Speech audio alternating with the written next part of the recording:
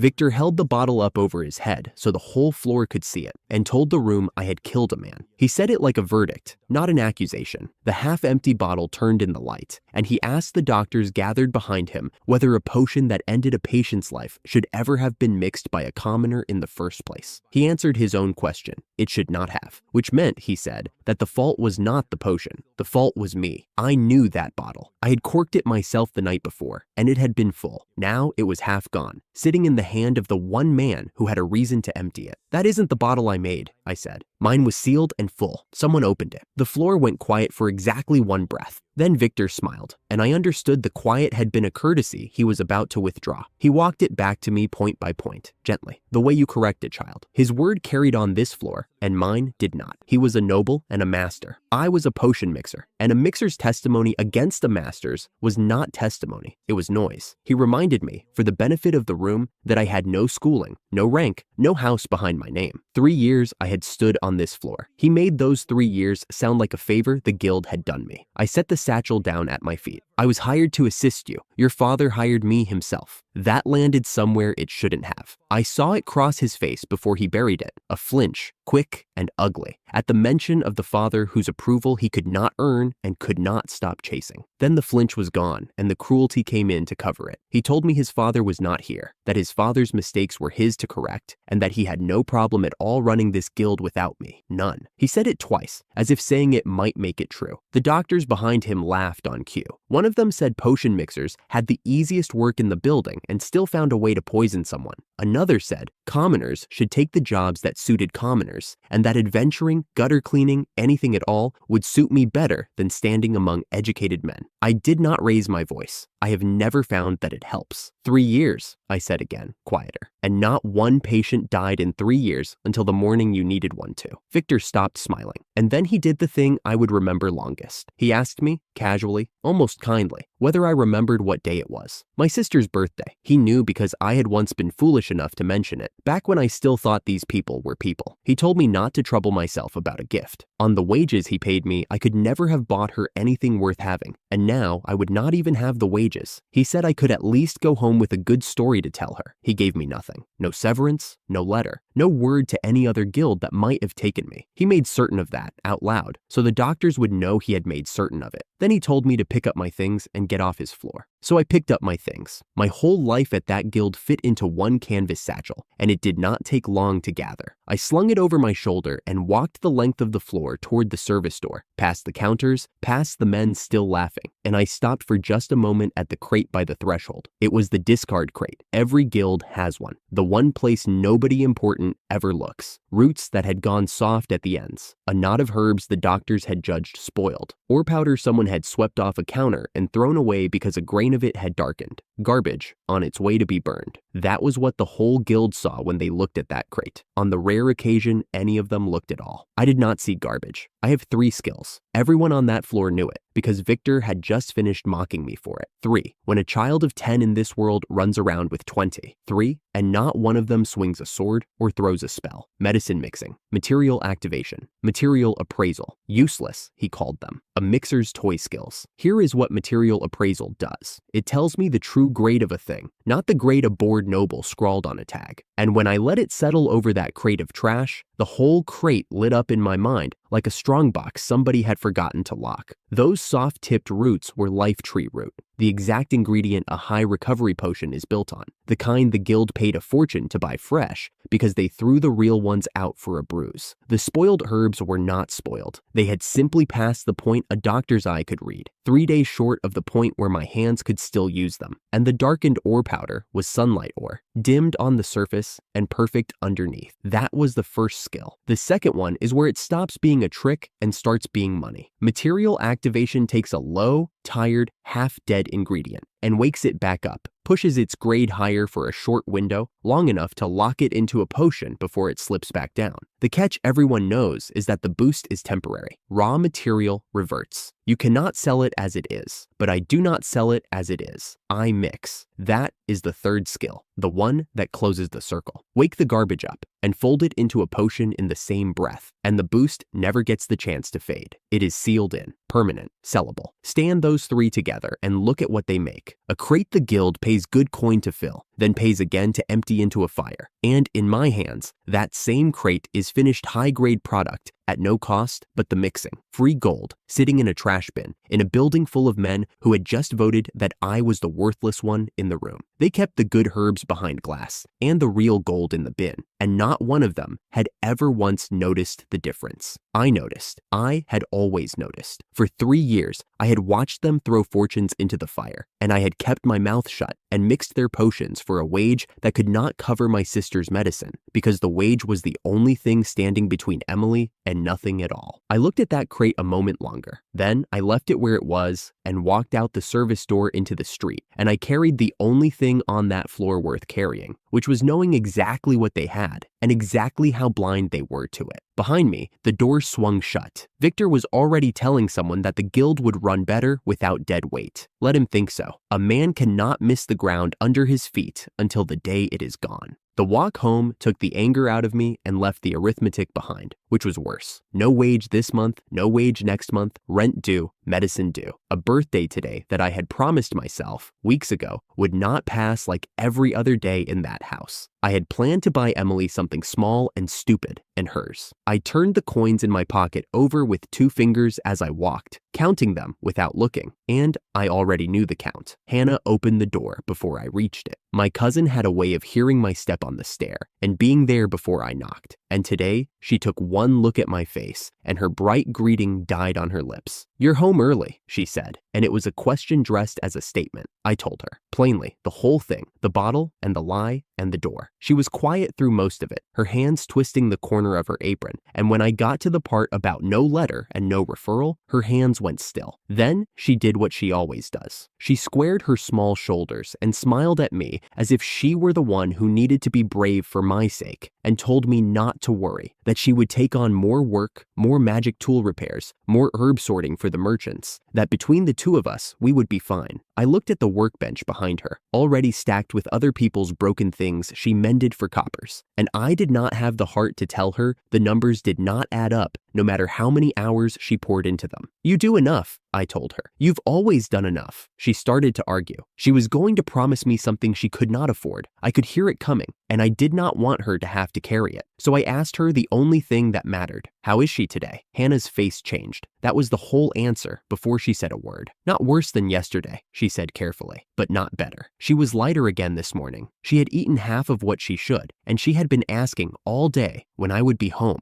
because she knew what day it was, and she wanted to see me." Emily was awake when I came in. She was propped against the pillow with the blanket pulled to her chin, and she was smaller than she had been a month ago. And a month ago, she had already been too small. The illness took her by ounces. You could not see it day to day. You could only see it if you were the one who lifted her and felt how much less of her there was to lift each time. Her whole face opened when she saw me. "You're home," she said, and reached up, and I crossed the room and gathered her out of the blankets and into my lap, and she weighed almost nothing at all. For a while, I did not say anything true. I told her the small, comfortable lies a brother tells, that work had let me off early as a birthday gift to her, that everything was fine, that I was fine. She let me finish. She was always patient with me, and then she put her thin hand flat against my chest, the way she did when she wanted me to actually listen, and she told me she knew. "You lost your work," she said, not a question. "I heard you and Hannah." I did not have anything to say to that. She was not upset. That was the part that undid me. She looked up at me with those 2 large eyes and told me in her small, certain voice that she knew I was really amazing, that I had always been amazing, and that the people at that guild simply had not understood it yet. That was all. It was not their fault for being cruel, in her telling. It was only that they had not understood. So small, weighing less than she should, on a birthday I could not buy a gift for, and she was comforting me. I held her, and I looked over her head at the thin curtain and the afternoon light coming through it, and I stopped telling myself lies. Her illness was real, and it was killing her, and nothing the noble guild sold could touch it. I had known that for a long time. What I had told myself all those 3 years was that if I stood on that floor and swallowed every insult and mixed their potions for a wage that never stretched far enough, I was at least buying her time. A doctor's visit here, a mild potion there, days. That was the deal I had made with men like Victor. Endure them, and they let me buy my sister days. That deal was over now. Victor had ended it for me, and standing there was the first clear thought I had had all day, clean as the crate lighting up in my mind. If enduring them had only ever bought her days, then I did not need them. I never had. The worth was never in their floor, or their approval, or their wage. It was in my own 2 hands and the 3 skills they laughed at. I would find somewhere that would have me, or I would build somewhere myself, and I would stop begging men like Victor for scraps of the resources my sister needed, because I could make those resources. I had been making them for free, in a bin, for 3 years, for other people. I was going to make them for her. I'm not amazing yet, I told Emily, and kissed the top of her head. But I'm going to be. Watch. She smiled against my shirt and told me she already knew that too.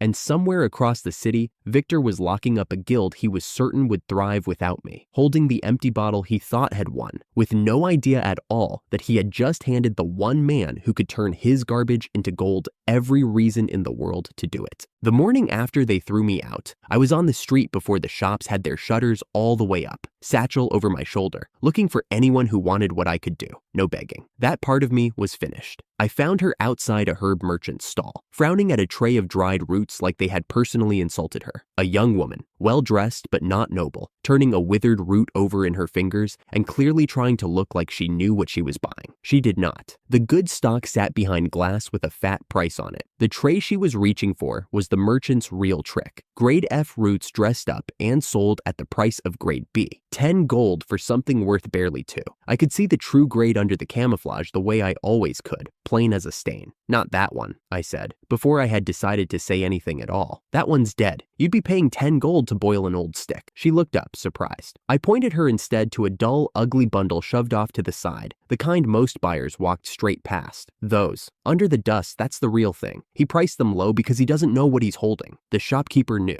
I heard the click of his tongue behind me, sharp and annoyed. The sound of a man watching a sale walk out the door. He had been counting on her not being able to tell the difference. Almost nobody could. She could not stop staring at me. You could tell all that just by looking? It's a skill. Material appraisal. I shrugged, already sorting the good roots out of the pile for her. I usually buy with it. Saves a fortune. She bought the ugly bundle for a third of what she'd been about to spend, and the whole way through it, she watched my hands instead of the herbs. When we stepped back into the crowd, she was still holding a second bag, a sad little sack of grade F odds and ends she'd been talked into somewhere earlier. The sort of thing you throw out. She admitted, going a bit pink, that a different merchant had seen her coming. I took the sack, opened my hand over it, and woke the material up. Material activation. The dull scraps in her palm firmed, darkened, took on the weight of something worth keeping. Grade F, climbing to grade D right there in the open, in the space of a breath. I could hold that improvement long enough for her to see it, and if I mixed it into a potion, it would stay for good. She made a sound I can only call a squeak. I have never seen anyone do that. Not once. You turned garbage into stock. More or less, I said. It's what I'm good at. That was when she offered me the job. She ran a new outfit, she told me. A commerce guild called World Tree. Barely off the ground. Short on hands. Short on everything. Drowning trying to buy good materials she couldn't tell from bad. And here I was, telling good from bad with a glance and improving the bad on top of it. Her name was Clara. She said she couldn't afford to let me walk away, and she said it like it was a confession. I thought about the guild that had decided a man with 3 non-combat skills wasn't worth the coin they underpaid him. Then I thought about my sister, and the research I needed a steady place to do it in, and the materials a commerce guild would have flowing through it every day. I'm actually a potion maker, I told her. No combat skills at all, so if that's what you need, wrong man. But if you want someone who can see what a thing is really worth, I let the rest go unsaid. Then yes, I'll take it. Clara smiled like she'd won something. She had no idea yet how much. We didn't get 3 streets toward World Tree before someone called out for the potion maker to stop. I knew the voice. Rachel, one of the medical guild's own, a woman who had spent years agreeing with everything Victor said and looking down at everyone he looked down at. She came at me fast, no greeting, and demanded the warehouse key, insisting I'd walked off without returning it. I had returned it. I told her so, flat. I'd been thrown out with nothing but my satchel, and I wasn't carrying their key. But she wasn't really there about a key, and we both knew it inside of 2 sentences. There was a patient dying, she said, right now, back at the guild. Going all the way to the warehouse for potions would take too long, so I was to come, immediately, and help. I almost laughed. The guild that branded me a murderer and threw me into the street was sending its errand woman to fetch me before the shine had worn off my firing. My power wasn't needed. That was the whole speech Victor gave. Now, apparently, it was. I felt the resentment rise up hot, and I let it sit there a moment. because it had earned the right to. Then I set it down. A dying person is a dying person. It doesn't matter whose floor they're bleeding on, and it doesn't matter that the people standing over them had spat on me the day before. Letting a man die to get even with Victor was a smaller thing than I was willing to be. Fine, I said. If someone's actually dying, I don't have a choice. Lead. Clara didn't hesitate either. She said she was coming. I was her guild's man now, and she was curious, and she wasn't about to send me back into that place alone. Rachel didn't argue. She just turned and moved, and we followed her toward the last building in the world I'd wanted to see again that morning. The floor was a disaster. There had been a blast somewhere in the market. I got that much from the wounded packed onto every cot, the burns, the soot, the moaning. The guild was buried under more emergencies than it could handle, and running out of the one thing it existed to provide, potions. They were nearly dry, and the man in charge was making it worse. Victor stood in the middle of it in his silver-trimmed robes, giving orders he didn't understand, snapping at staff who couldn't find the right bottles, blaming everyone whose hands weren't his. He had never learned where anything was or how any of it was made. He hadn't needed to.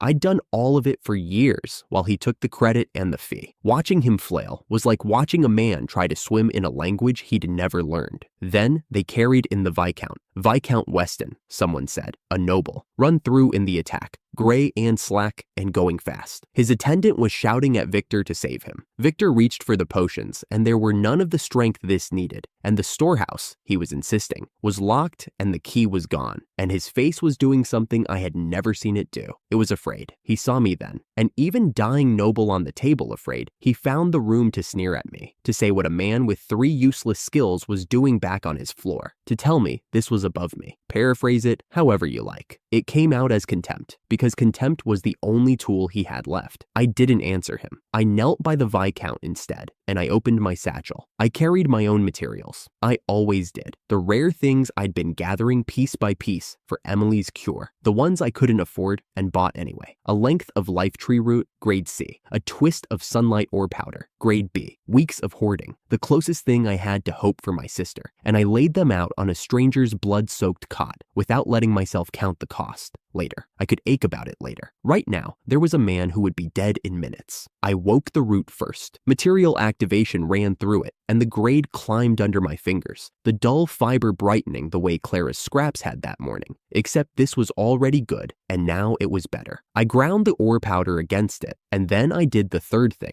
the thing none of them had ever watched closely enough to learn. Medicine mixing, folding the woken strength into the blend, and locking it there so it would hold, so it would pour, so it would work. It didn't take long. It never did, for me. My hands knew the whole shape of it before my mind caught up. What came off my palm was a potion, the deep clean color of good glass, and I knew what it was before anyone spoke, because I'd made it. An upper recovery potion, grade B, the kind Victor's shelves hadn't held in living memory, because the kind of man who could make one had been sweeping the floor. I got it into the Viscount, tipped his head, worked it past his lips, made him swallow. For a moment, nothing. The whole floor seemed to lean in. Clara's hand was pressed to her mouth. Then the gray went out of him. His breathing caught, deepened, steadied. Color came back into a face that had been leaving the world, and his eyes opened, and they were clear. He lived. On my materials, by my hands, on the floor of the guild that had decided that morning I was worth nothing. The Viscount pushed himself up on one elbow, and the first thing he did was ask to see the empty bottle. He turned it in his fingers the way Clara had turned that root, except he actually knew.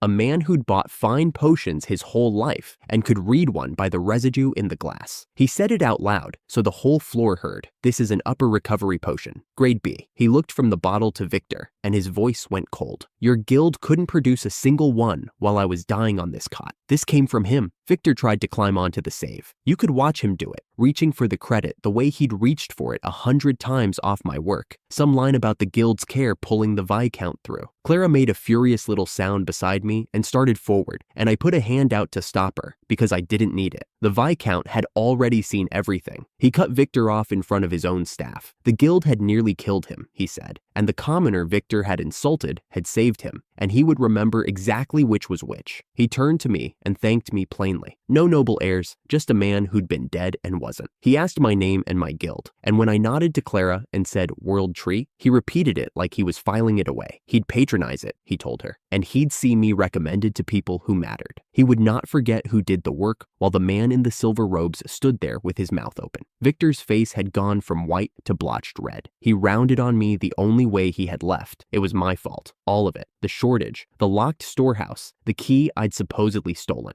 If the storehouse had been open, he was as good as shouting. None of this would have happened, and that was on me. So I walked to the storehouse door with the whole floor watching, and I opened it. It had never been locked. It had a trick to it, a specific way the handle had to be worked, something I'd done twice a day for years without thinking. Not one of them had ever bothered to learn it. They'd stood in front of an unlocked door in the middle of an emergency and called it sealed, because the man who knew how to open it was the man they'd thrown away. The door swung wide on shelves that could have saved the Viscount an hour ago. Nobody said anything. There was nothing to say. Victor stood there in front of the whole guild with the truth hanging open on its hinges, and the sneer was gone off his face for the first time since I'd known him. That was the first crack. I want to be honest about how small it was. One door, one save, one noble who'd remember my name. Victor still had his guild, his robes, his father's shadow to hide in. This was a scratch on a wall I meant to bring all the way down, but it was the first mark, and every eye in that room saw me make it, and something in my chest that had been clenched since the day before finally eased. Then I saw him go still. Victor had drifted over to the Viscount's ruined coat, to the wound, and whatever he read in the shape of it drained the color straight back out of him. He said something low to no one, half to himself, about the cut, about how it had been made, about an enemy nation's blade and the kind of men who carried it. Not a random robbery, not one attack, a pattern. And behind the fear in his face, there was something worse, something calculating, a man already wondering what a war might be worth to him. I didn't understand all of it yet, but I filed it away the way the Viscount had filed my name,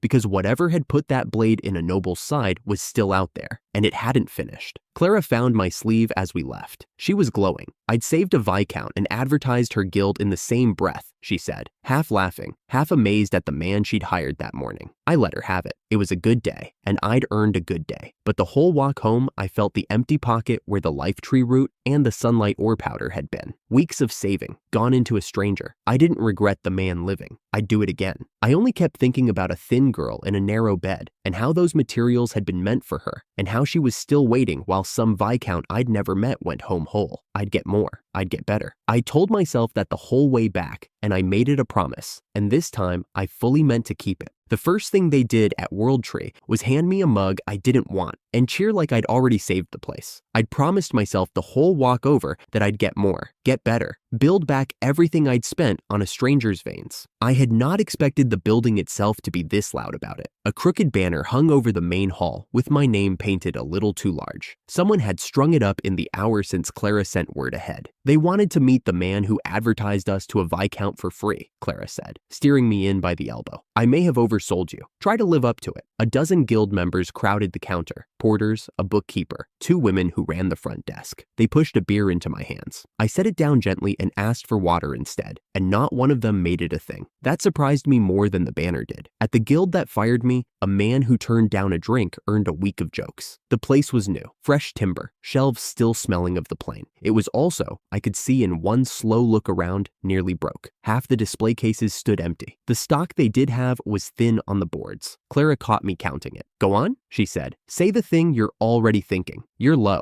I told her. And you spent coin on a banner. The banner cost 3 copper, and it made them happy. She grinned and tipped her head toward a low door at the back. Come see what I actually want you to look at. The heap in the corner of the warehouse was the kind of thing every guild has, and nobody talks about. Roots gone soft, herbs past their color. A crate of slime cores clouded over and dried at the edges. The porters had stacked all of it by the door to haul out with the morning trash. Failed buys, spoiled stock, the odd lots we get stuck with, Clara said. I keep meaning to burn it. Why are you smiling? I was smiling because to me, it wasn't a trash heap. It was money nobody had bothered to pick up off the floor. Grades run from garbage, grade G, all the way up to grade S at the top. Grade F is the lowest a shop will even put a price on. This pile sat under that, below sale, below use, which meant it had cost them nothing, and it was going to cost me nothing. I asked for a clear stretch of table. I picked out a fistful of the softest roots, the ones a hair from rot, laid my hand flat over them, and used material activation. The room went quiet the way rooms do when they can't tell what they're watching. Under my palm, the roots stopped being garbage. The gray crawled back out of them. The soft give firmed up. Color rose through the skin, like water finding a crack, a green so fresh it looked wet, root by root, until the whole handful sat there plump and faintly glowing against the old wood. Grade G to grade E. 2 full steps, in the space of a breath, out of a thing they'd been about to set on fire. Behind me, somebody swore under his breath. Clara had gone completely still. "That is," she started. "Won't last," I cut in. "That's the catch. Activation is a loan, not a gift. Leave these an hour and they slump right back to garbage." I was already reaching for the clouded crate. "So you don't leave them, you lock it in." I took 1 revived herb and the least ruined core out of the crate and used medicine mixing. The core split clean. The herb went down into it. The 2 ran to liquid over my hands and settled. And the settling is the part that matters, because mixing seals the borrowed grade in place. A potion doesn't revert. What I poured off into the flask a porter shoved at me was a real low-grade healing potion. Grade D, clear, faintly gold, good on a shelf for a month. Out of a handful of the trash they'd been 1 hour from burning. I held it up to the lamp. "That's the whole trick," I said. "You've been throwing out your best supplier. It's this pile. It restocks itself every week, for free." For a moment, nobody moved. Then the porter who'd handed me the flask started laughing, the giddy kind, and grabbed the man next to him, and the whole warehouse tipped over into noise. One of them shouted that the guild was saved. Another was already dragging crates of ruined stock out of the dark corners and stacking them at my elbow like they were gold now, because they were.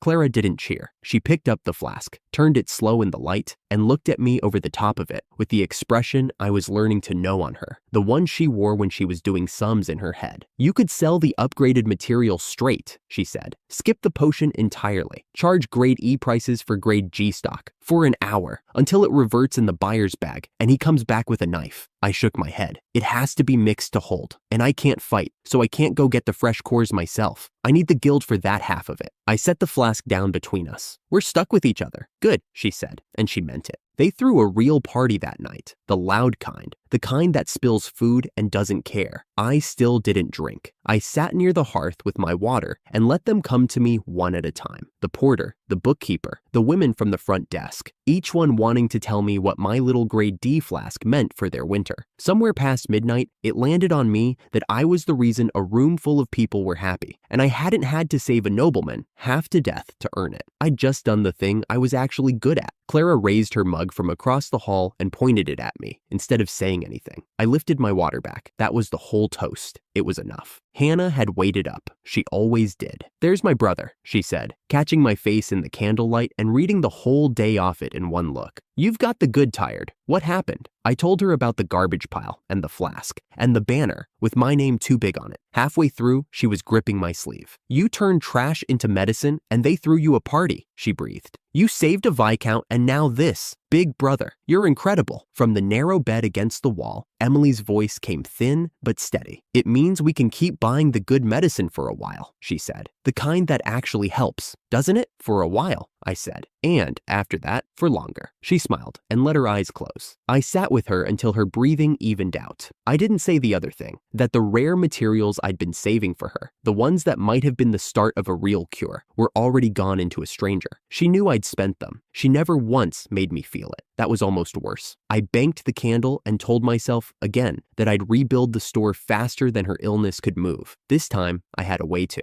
I wasn't there for what came next across town. I put it together afterward, from Rachel and from a young doctor named Kyle, who couldn't keep it to himself. It's worth telling, because it's the part where the man who fired me started paying for it and didn't even feel the first bill. That morning, Victor gathered his whole staff on the floor and gave a speech. From now on, he told them, everyone would mix their own potions. It was simple work, he said, work any of them could do. The proof being that even his lazy, slow-witted potion mixer had managed it alone for years. And here, he got smug about it. He let them in on his cleverness. He'd been paying that mixer far less than the man was owed, skimming the difference quietly. And now that he'd cut the man loose entirely, the guild would save even more. He seemed to think this made him a shrewd master rather than a thief. Kyle, the new doctor, ate it up and cheered like it was a festival. Rachel didn't. She spoke up, carefully, the way you speak to a man who doesn't take questions well. "Sir," she said. His pay was already very low, wasn't it? Victor waved her off. He didn't hear the question inside the question. He was busy being pleased with himself. Then they went to the storehouse to fetch the materials, and the whole shining morning came apart. Victor stopped at the door and couldn't open it. Not because it was locked. It was never locked.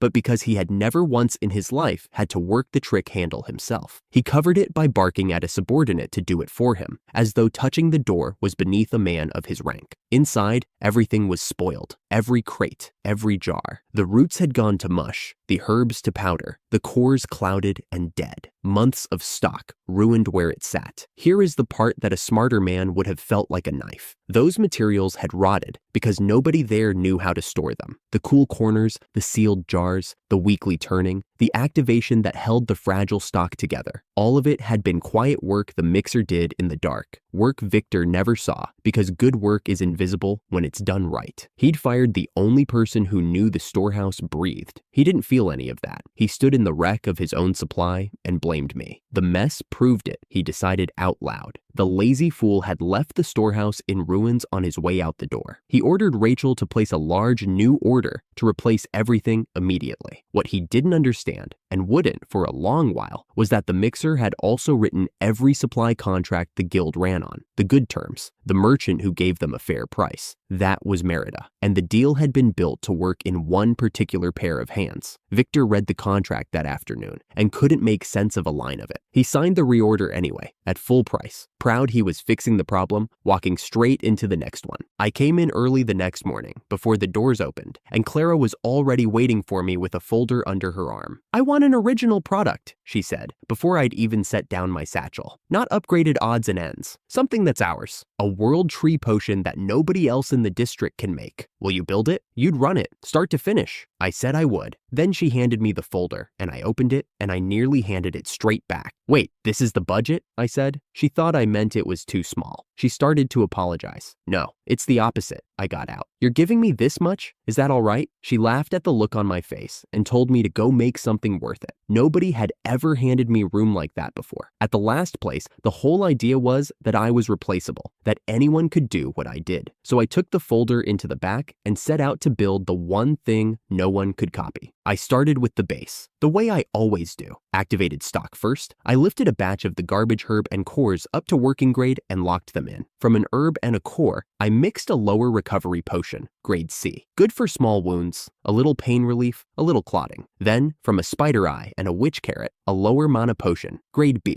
2 finished potions, side by side. The last step I did by hand, no skill, just a low fire and my full attention. Mixing 2 potions over heat is all timing. Too long and the whole thing scorches and you've wasted both. I brewed my sister's medicines this way for years, watching a pot the way other men watch a fight, and my hands still knew the trick. When it came together clean. A lower dual recovery potion, grade B, heals and restores mana in one swallow. I could have stopped there. A grade B dual potion at that cost was already a small miracle for a guild this size. But a potion is a battlefield thing, and on a battlefield, you fumble a cork with shaking hands and spill half of it. So I kept going. There was a fruit in the stores called sponge plum, an odd thing that drinks up liquid like a sponge and holds it. I cut a plum into neat bites and soaked the pieces in the potion until every chunk was saturated. Sweet flesh carrying a full dose you could just eat. Medicine you could chew one-handed and never think about. A worker was hauling crates past the door, sweating, favoring his back. I held out a piece. "Here," I said. "Try this. New product. Tell me if it works." He eyed it. "That's a potion? Doesn't look like any potion I've had." "Chew it." He did, and his whole face changed. "Wait." He straightened up slow, testing his own spine like he didn't trust it. "The ache, it's gone. I've had that in my back all morning, and it's just gone." He looked at the rest of the plum in my hand like it was witchcraft. "And it's good. It's actually good. A little bitter. That sponge bite to it. When can we buy these?" 2 more workers had drifted over by then, and a third, all of them talking at once. All of them asking the same question. When? How much? Whether they could have one for the afternoon haul. I brought a tray of them up to Clara's desk and set it down. She heard the cost per piece and just stared at me. "That's the whole cost?" she said. "For this? You're going to bankrupt every apothecary in the district." She ate one, chewed, went still, then smiled slow. "That's delicious." She turned it over between her fingers, already doing the sums, already seeing the shelves and the wagons and the years of it. "We sell it today, and it needs a name people will remember." She looked up at me and at the crooked banner idea behind her eyes and decided it in one breath. "The world tree fruit, ours. The thing they'll line up for." I stood in the middle of the guild that had thrown me a party for a flask of upgraded trash, holding a snack that healed you and cost almost nothing to make, and I understood that this was the piece everything else would be built on. Not the Viscount, not the banner. This, a sweet, cheap, one-handed cornerstone that Victor had thrown into a corner to rot, and that I was about to sell back to the world. By the end of that first week, the World Tree fruit was gone off the shelves faster than we could box it. The front desk women stopped counting the coin by hand and started weighing it. Porters who used to stand around waiting for something to haul were running now and grinning while they ran. It was the same sweet, cheap little snack Victor had thrown into a corner to rot, and I was selling it back to the world by the crate. I stood at the counter and watched the money come in, and for the first time in years, I let myself feel it. Then I thought about the guild that had shown me the door, and I wondered how their week was going. I found out later. It was going a lot worse than mine. The way Rachel told it to me afterward, it started with a delivery. Victor's new order of materials came in, and when he pried the first crate open, he found the whole shipment was low grade, grade F, dried black, the cheapest stock a merchant could legally sell. He took it out on everyone in the room, blamed the porters, blamed the clerks, blamed the delivery, blamed, in the end, everyone but the one man who had signed off on the buying for 3 straight years. So he summoned the merchant. Merida came, laid the standing contract flat on the table, and told him the plain truth of it. The contract had only ever ordered grade F. That was the whole arrangement. The guild bought the cheapest herbs on the market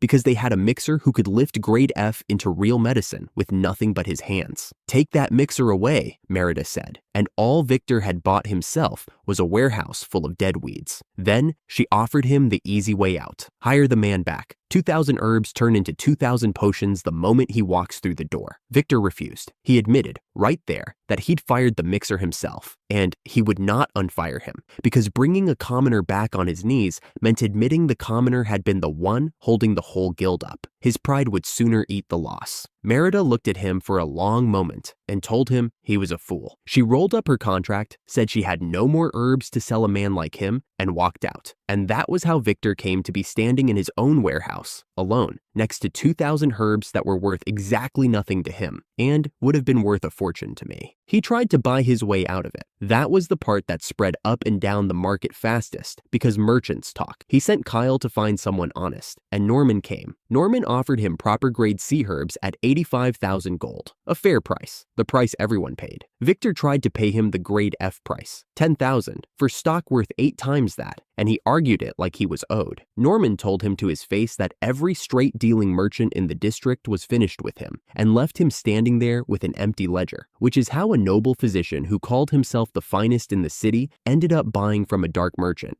Dax didn't haggle. Dax quoted him 100,000, more than the honest price, not less, and smiled while he did it, because a desperate man doesn't get to argue. Victor paid. He even told himself that dealing with men who worked the back routes was a mark of a top physician, the sort of thing only the best could stomach. He had no idea he'd just opened a door he would spend the rest of the year wishing he'd left shut. But that's a story for later. That same morning, back at my end of the city, Clara was losing a negotiation. I found her in the reception room across the table from a merchant named Gerald, gray at the temples, arms folded, the look of a man who'd heard every pitch there was. When Clara waved me in, he barely glanced up. Just a potion maker, his face said. He told me flat out that nobody buys a new guild's brand. No trust in it, he said, and trust was the only thing he was really selling. I sat down anyway. Then buy one of ours, I told him, and I'll send a regular healing potion free with every bottle, 1 for 1. Every customer walks away with 2. His arms came unfolded. What does that cost you? He wanted to know. Giving away half your stock. Nothing. I let that sit a second.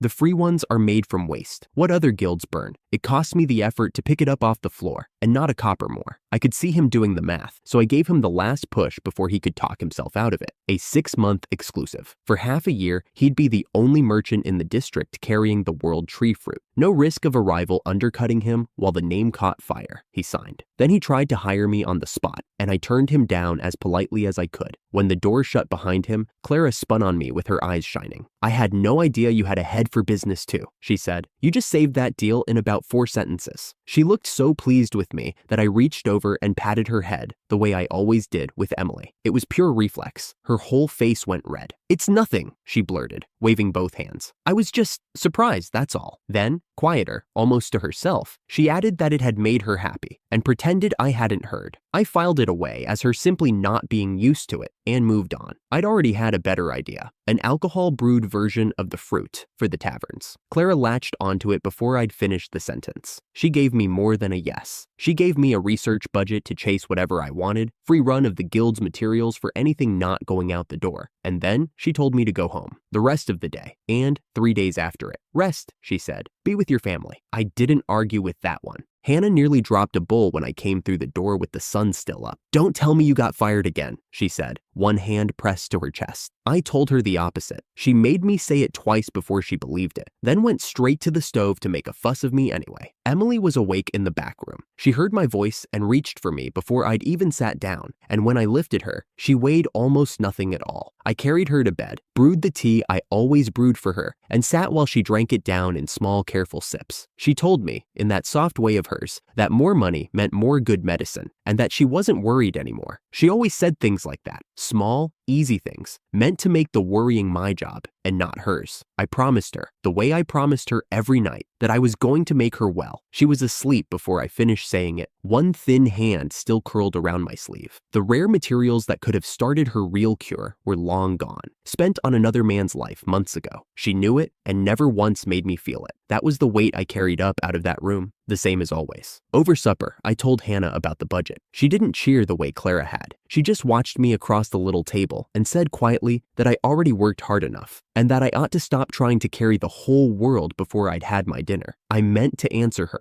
Instead, I put my head down on the table for a moment, and the moment turned into hours. When I woke, there was a blanket over my shoulders and Hannah still sitting where she'd been, keeping watch. I didn't say anything. I just let her think I was still asleep and let the debt I was carrying stay where it lived, quiet, under everything else. The Zach business found me a few days later, and it started, of course, with Victor. Stuck with the last of his worthless stock, Victor had gone hunting for someone to dump it on, and he'd found an old acquaintance, Zach, who ran a struggling healers guild over in the Eastern District, a man Victor had pushed around since they were both young. Victor called it a favor, 6,000 herbs, cheap, 60,000 gold, one friend helping another. He had Zach sign a contract that waived every complaint before he'd hand a single crate over. The herbs were all grade F, trash. Zach figured it out the next morning and came running back, and Victor simply pointed at the contract and had him thrown out the gate. Arrival weakened, a warehouse emptied. To Victor, it was a good day's work. Word reached me through one of Clara's people. A whole guild about to go under because a man had been cruel to someone smaller than him.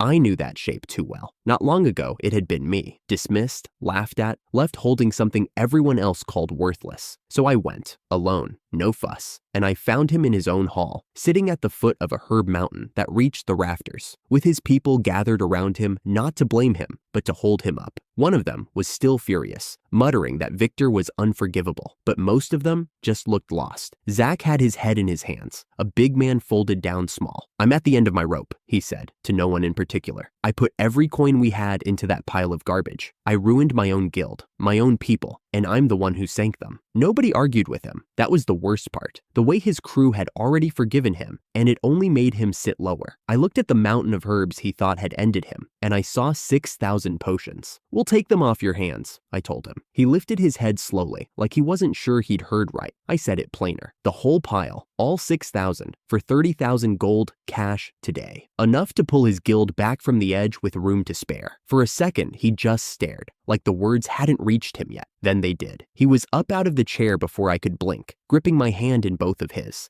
voice cracking down the middle. Are you serious? Who buys grade F? It's worthless. Everyone knows it's worthless. His eyes were wet now, and he didn't care who saw. You're a god. You hear me? A god walked into my guild today. I let him think that. I didn't tell him that the herbs weren't worthless to me, that my hands could turn every last one into real medicine, and that 30,000 gold for 6,000 potions was, quietly, the best bargain I'd struck all month. Telling him would have made it a transaction, two men swapping goods, and that wasn't what he needed. He needed the guild his people had built to still be standing when the sun came up. He needed to stop being the man who'd sunk them. So I signed the coin over, and I let it be a miracle instead of a bargain. His whole crew was on their feet by then, some of them laughing, one or two of them not far from tears. Zach walked me to the door with his arm around my shoulders and swore, loud enough for the whole street to hear, that he would never forget the name. If you ever need anything at all, you send for Zach. I don't care what it is. I'm your man. I told him I'd remember that, and I meant it. I'd come to save a stranger's guild from a swindle. I walked out having done that, sure, but I'd walked out with something the money didn't measure. Victor spent his cruelty making enemies out of everyone he touched. I was spending mine the other way, one rescued man at a time.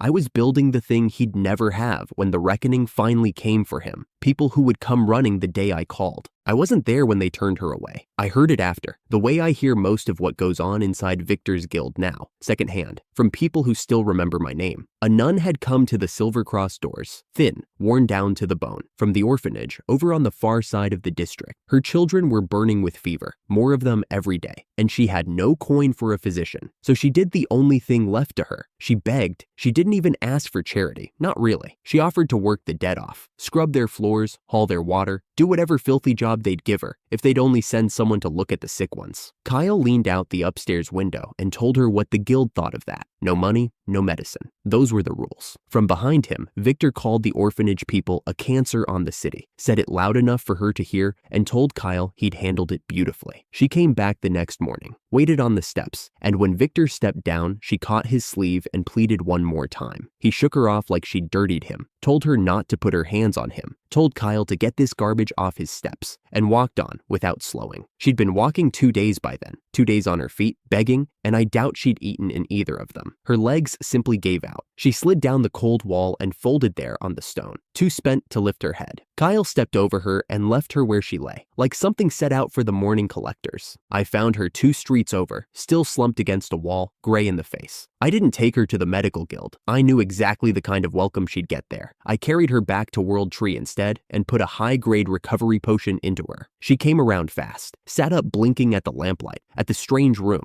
at me, and the first thing out of her mouth, once she understood I was the one who'd saved her, was a marriage proposal. "Sister, I think you've had a hard couple of days," I said, easing her back down. "You should lie still a bit longer." She flushed to her ears and started apologizing, said she just couldn't think of any other way to thank a man who'd pulled her off the street. Then, mid-sentence, the color drained right back out of her. She'd remembered. "The children," she breathed. "I have to go back. They're so sick, and I've been gone 2 whole days." I got the rest of it out of her in pieces. An orphanage full of little ones down with fever, a church that couldn't spare the hands, a medical guild that had thrown her into the street rather than lift a finger. It was the same story I'd been living for months, only smaller, and with no one in it who could fight back. "How many are sick?" I asked. "Most of them," she said. "Nearly all." I thought about the shipment sitting in my storeroom. 6,000 herbs, grade F, cheap deteriorating stock that anyone else would have written off as loss. In anybody else's hands, they were half a step from compost. In mine, they were 6,000 recovery potions, and it would cost me almost nothing to make them. "Then here's what we'll do," I told her. "World Tree donates 6,000 recovery potions to the orphanage, free. Today?" She stared at me like I'd grown wings. Then she took my hands and called me a messenger sent down from heaven, and I had to talk her out of the marriage idea a second time. A knock came before I could get the potions started. It was Zach, the guild master I'd pulled back from ruin, dropping by to thank me all over again. He'd brought a gift, a slime core, pressed it into my palm, and said if it helped my work, then he was glad of it. It would, actually. It had cut the cost of the whole batch down near to nothing. "You're always saving somebody, aren't you?" he said, grinning, glancing between me and Clara. "The two of you, steady as an old married couple." I told him it was nothing of the sort. Clara went pink and told him to mind his business. The nun, Sister Maria, she'd finally told me, insisted she was well enough to walk to the orphanage herself. She was not. She could barely stand. "You'll rest," Clara said, planting herself between Maria and the door. She turned to me, bright and certain. "I'll go. After I close up here,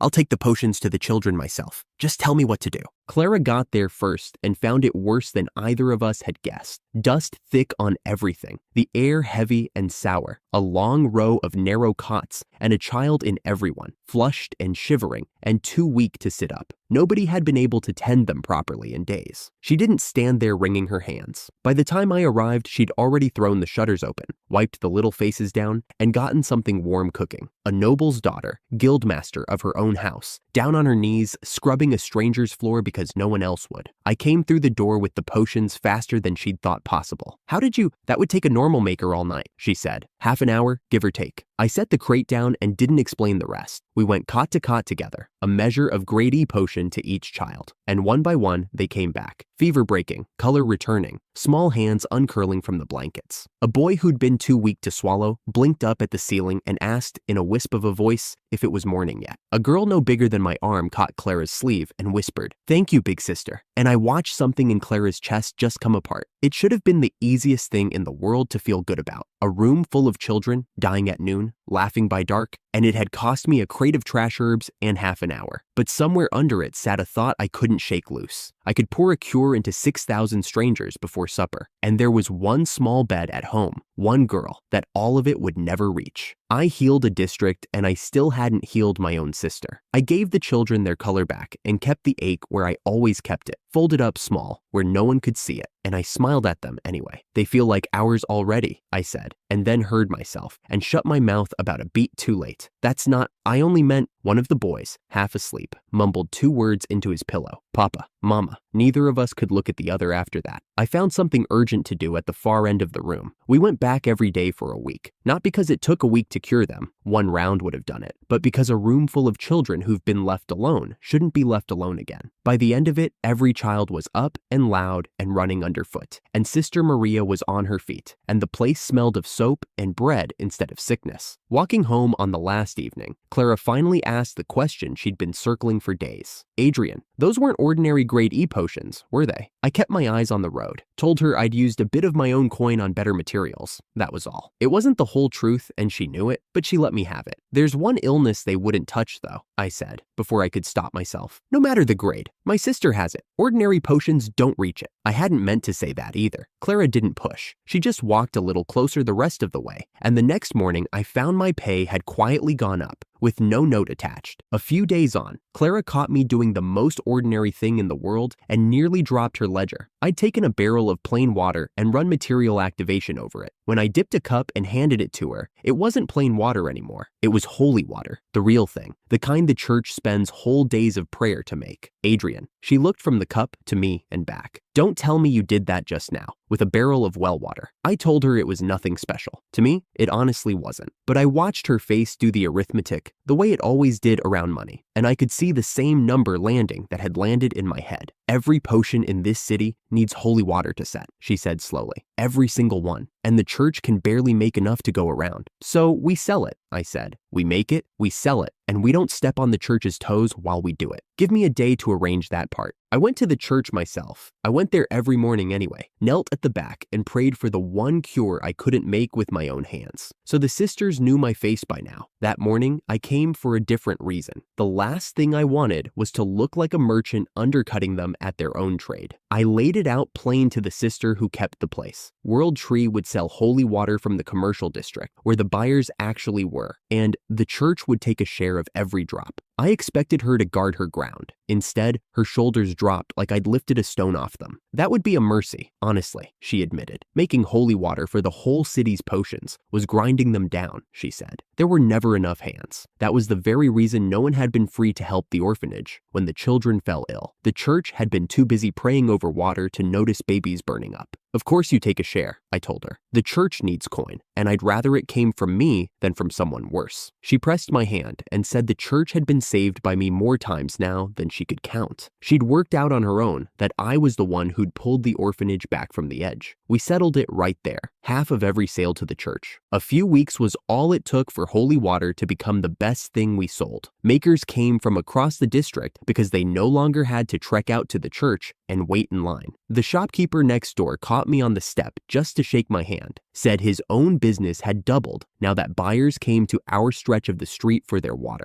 Coin came in steady, and half of it went straight back to the church, and from there to the orphanage. Sister Maria came running one morning, breathless, so glad she nearly knocked Clara aside to reach me first. The orphanage was going to be rebuilt, she said. New roof, clean walls, real beds, all of it paid for out of the holy water share. The two of them promptly started bickering over whose turn it was to talk to me, and I let them because it was the kind of noise I'd wanted around me my whole life. People who'd come running the day I called. I had more of them now than I'd had a month ago, and across the district, Victor's guild bought their water like everyone else and never once thought about where it came from. That was the part that stayed with me, quiet and cold, all through those good weeks. Not one of them knew. Victor had never mixed a potion with his own two hands in his life. He'd always had someone beneath him to do it, so he'd never learned the first rule of the work. A potion won't set without holy water, and the man who used to make theirs, quietly, every single day, was standing in a shop across town they'd thrown him out of. They had a loaded thing sitting on their shelves, and not one of them could see it. I could. Across town, in the guild that used to sign my wages, Victor finally made a batch of potions without me. I wasn't there for it. I heard the whole thing afterward, secondhand, from people who still remembered my name. He had his people fetch water. One of them asked him what kind of water, and he waved the question off and told them to sort it out themselves. So they hauled in what was easy, rainwater, standing in a barrel out back, gray and threaded with grit and bits of leaf and street. Victor looked at it, decided it was good enough for potions you smear on a wound instead of drink, and told them to get to work. The potions set. To him, that was proof of everything. He gathered the floor and announced what he'd been saying for weeks, that a potion maker was a luxury, that any doctor could do the job in a spare hour, that firing me had saved the guild a small fortune. His young doctor cheered him the loudest. The rest clapped along. That weekend he took the bragging to a tavern full of other guildmasters. He told them how clever he'd been, how he'd cut the dead weight, and the numbers had never looked better. One of them asked the obvious thing. "Who makes your potions now?" He laughed it off. "Doctors, spare time, no trouble at all." Then a friend leaned across the table and lowered his voice. "There was a sickness moving through the district," he said. "Wounds that wouldn't close. Fevers no one could place. No cure anyone had found yet, and it was spreading." Victor waved that off too. He had his medical magic, his talent, his elite little mind. Whatever it was, it wouldn't touch him. He didn't know he was the thing they were describing. Every wound that wouldn't close, every fever nobody could place, traced back through the same crates to the same rain barrel behind his own guild. He had bottled the sickness himself, packed it in crates with his guild's mark burned into the wood, and handed it out to half the city as medicine. The plague everyone was whispering about had a maker, and the maker was sitting in that tavern raising a glass to how smart he was. That's the thing about a man who never once does the work with his own hands. He can poison a whole district and toast himself in the same breath and never feel the weight of the bottle. I heard about the sickness a different way. Clara caught me at the shop before I left that evening and told me to take care of myself, that something was going around and she didn't like the sound of it. She said it lightly, the way you tell someone to mind the ice on the steps. It didn't land lightly on me because I have Emily. My sister has spent most of her life in a narrow bed, too weak for the illness that already lives in her, let alone a new one on top of it. Everything in me went cold and pointed one direction, home. I didn't stop for anything. I didn't even want to breathe near anyone until I'd washed the street off me. I came through my own door and nearly walked into Hannah. And Hannah barely looked like Hannah. She had wrapped herself in every heavy layer she owned, a cloth tied over her mouth and nose, sweat sliding down her temple in a room that wasn't even warm. "Welcome home, dear brother." Her voice came muffled through the cloth. I asked her what on earth she was wearing. She stood a little straighter, like a guard at a gate. "This is infection control," she said. "I will not let anything reach Emily, not through me." Something in my chest loosened and ached at the same time. Then she told me the rest, that it was already on our street, the couple 2 doors down. The wife had taken sick with it, the bad one, the one no one could cure. I set my satchel on the table and started going through it before she'd finished the sentence. I still carried my own potions everywhere, the ones I made properly, and if this was what I was starting to think it was, then it wasn't a plague at all. "I'll go and look," I told her. "Stay in with Emily. Keep the door shut behind me." The husband opened the door a crack, saw it was me, and let me in. He looked like a man who hadn't slept in days. His wife was in the back room, asleep, her breathing shallow, one arm bandaged and propped on a pillow. I asked if I could see the arm. He hesitated, then nodded, because at that point, he'd have let anyone try anything. I unwound the bandage slowly. The wound underneath had gone wrong, angry, swollen, refusing to knit the way a treated cut should. But it was the bandage itself I cared about. It was soaked through with potion. I brought it close, and I knew the make the way you know a handwriting. I'd trained the hands that used to do this work. This was Silvercross. This was Victor's guild, and it had been made with dirty water. I sat back on my heels and felt 2 things at once. The first was relief so sharp it was almost sickening. The second was a cold, flat clarity, the kind that clicks into place when a thing you'd been dreading turns out to be small. Because that was the whole disease. There was no curse on the district, no monster in the sewers, nothing anyone needed to be afraid of. A potion has to be set with holy water, or it turns on the very wound it's supposed to heal. Someone over there had used plain barrel water instead, bottled the result, and sent it out as medicine. The city wasn't catching anything from each other. Nobody was going to bring it home to a sister in a narrow bed. Every single case was one thing, and one thing only. A person who'd been bandaged with the same bad batch, out of the same crates, stamped with the same guild mark. I told the husband as much as he needed to hear, that this was no infection you could pass along, that the potion itself was the poison, and that I could fix it. Then I cleaned the wound out, stripped the ruined dressing away, and put my own potion on it, made the right way. He watched the redness pull back almost as I worked. The wound, he breathed. It's getting cleaner, right in front of me. I told him it would keep closing through the night. He gripped my hand hard enough to hurt. He wasn't grateful so much as furious. Furious at whoever had done this to his wife while calling it help. "Leave it to me," he said, jaw set. "I'm taking this to the medical association, the headquarters. They're going to hear exactly whose potion did this." I let him keep that fire. It would carry further from him than from me. I went home in the dark, wrung out. Hannah pushed a bowl of warm soup into my hands before I'd even sat, and stood over me while I ate it, proud and stern. I thanked her, really thanked her, for guarding this house, for guarding Emily. She turned pink and told me to eat. Victor got his summons a few days later. I heard about that part too, after. A letter came from the association ordering him to appear. His secretary tried to warn him it was serious, that you didn't brush off a summons like that, and he brushed her aside and told her to mind the guild while he was gone. He walked in expecting a medal. In his head, he'd fixed the district's supply problems single-handed, and now the important men were going to say so.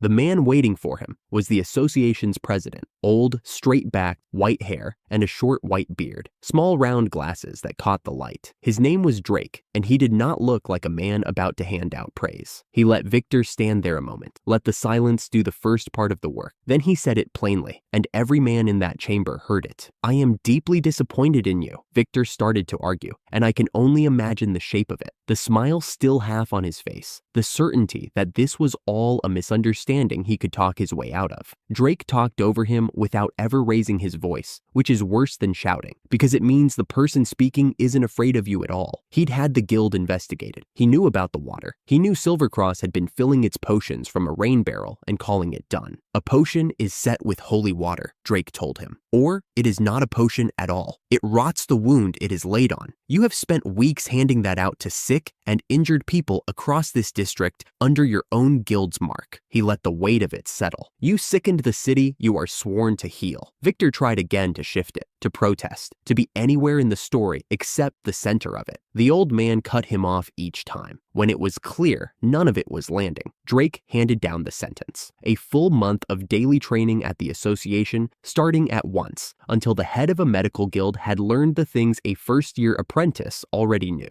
And then the part that went deepest. Drake reminded him, quietly, that he was only in that chair because his father had built it and left it to him, that his father had been a man the association respected, that the son was still, after all this, immature, and had a great deal to learn before he'd earned the seat he was sitting in. Victor left stamping his feet like a scolded child, humiliated in front of the whole association, and by the time he hit the street, he'd already decided none of it was his fault, it was mine.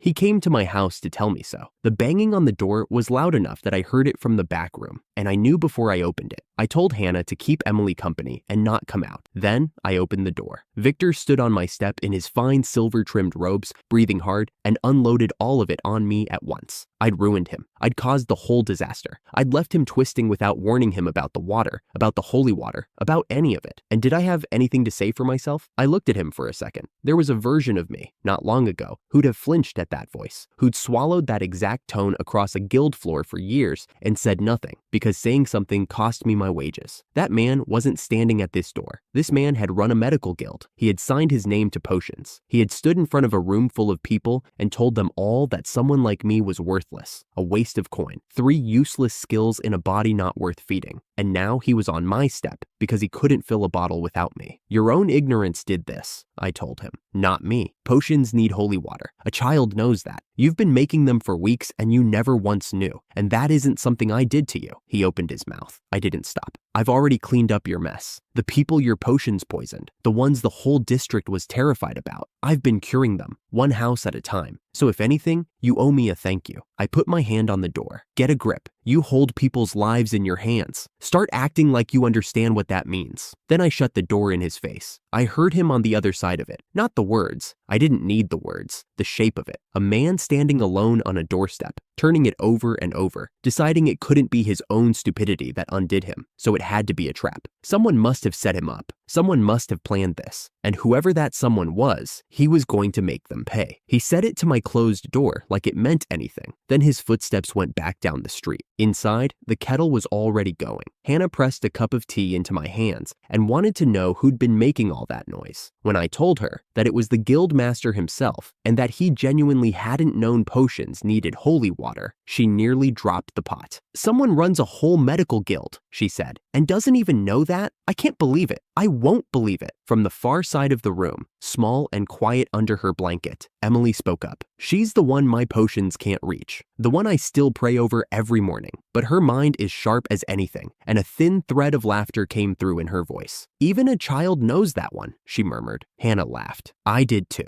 And sitting there in my own warm room with tea in my hands, and both of them safe, and a bowl of soup already inside me, I thought about the man stamping off down the dark street, and I thought, leaving that guild was the best thing I ever did. I have this now, a home nobody can order me out of, a cousin guarding the door in 3 coats, a sister who can still tease me from her sickbed, Clara at my back, quietly looking out for me without ever making a show of it. Victor still has his chair. That's the part that saddened me after the laughter faded. He was scolded, put on a leash for a month, humiliated in front of every peer he had. But he walked out of that association still calling himself guildmaster, and he walked away from my door certain that I was the one who'd wronged him. A man that proud doesn't take a lesson from being made small. He takes it as a debt. I'd cleaned up his poison and shut my door on him, and none of it had cost him his seat. So I already knew, drinking that tea, that this wasn't the end of him. It was the first crack, and a man like that would come back trying to make it my fault all over again, with a great deal more than a fist on my door. Clara caught me the moment I walked in, before I'd even hung my satchel on its hook. She'd decided something overnight. I could tell by the way she was standing. Adrian, I'm hiring you an assistant, she said. It's already done. Come meet her. I told her I didn't need one. I always said that. She waved it off and steered me toward the back, where a girl in a fresh potion maker's apron stood at attention beside the inventory crates. She bowed so fast she nearly cracked her head on a shelf. Wendy, second-year potion maker, and I'll work twice as hard to make up the difference. Clara looked pleased with herself. She'd been telling me for weeks that I was doing the work of 3 men and sleeping like none of them. I think part of her just wanted a reason to keep me around the guild longer, though she'd never have admitted that out loud. Wendy got to work checking stock, and to show she belonged, she called up her pharmaceutical mixing, a real skill. The kind they teach at the potion universities, the kind most graduates never manage. She was proud of it. She had every right to be. Then she asked how I'd like to split the day's orders, and I made the mistake of just starting. I ran 3 mixtures at once, left hand, right hand, and the part of my mind that keeps a third going while the other 2 work. Parallel processing, I'd started calling it privately, because I didn't have a better word for it. To me, it was a Tuesday. Wendy dropped her ladle. Senior, what did you just do? She came around the bench so fast she knocked a stool over. You were making 3 at the same time. I've never even heard of that. Nobody does that. I told her I'd only picked it up recently, which was true,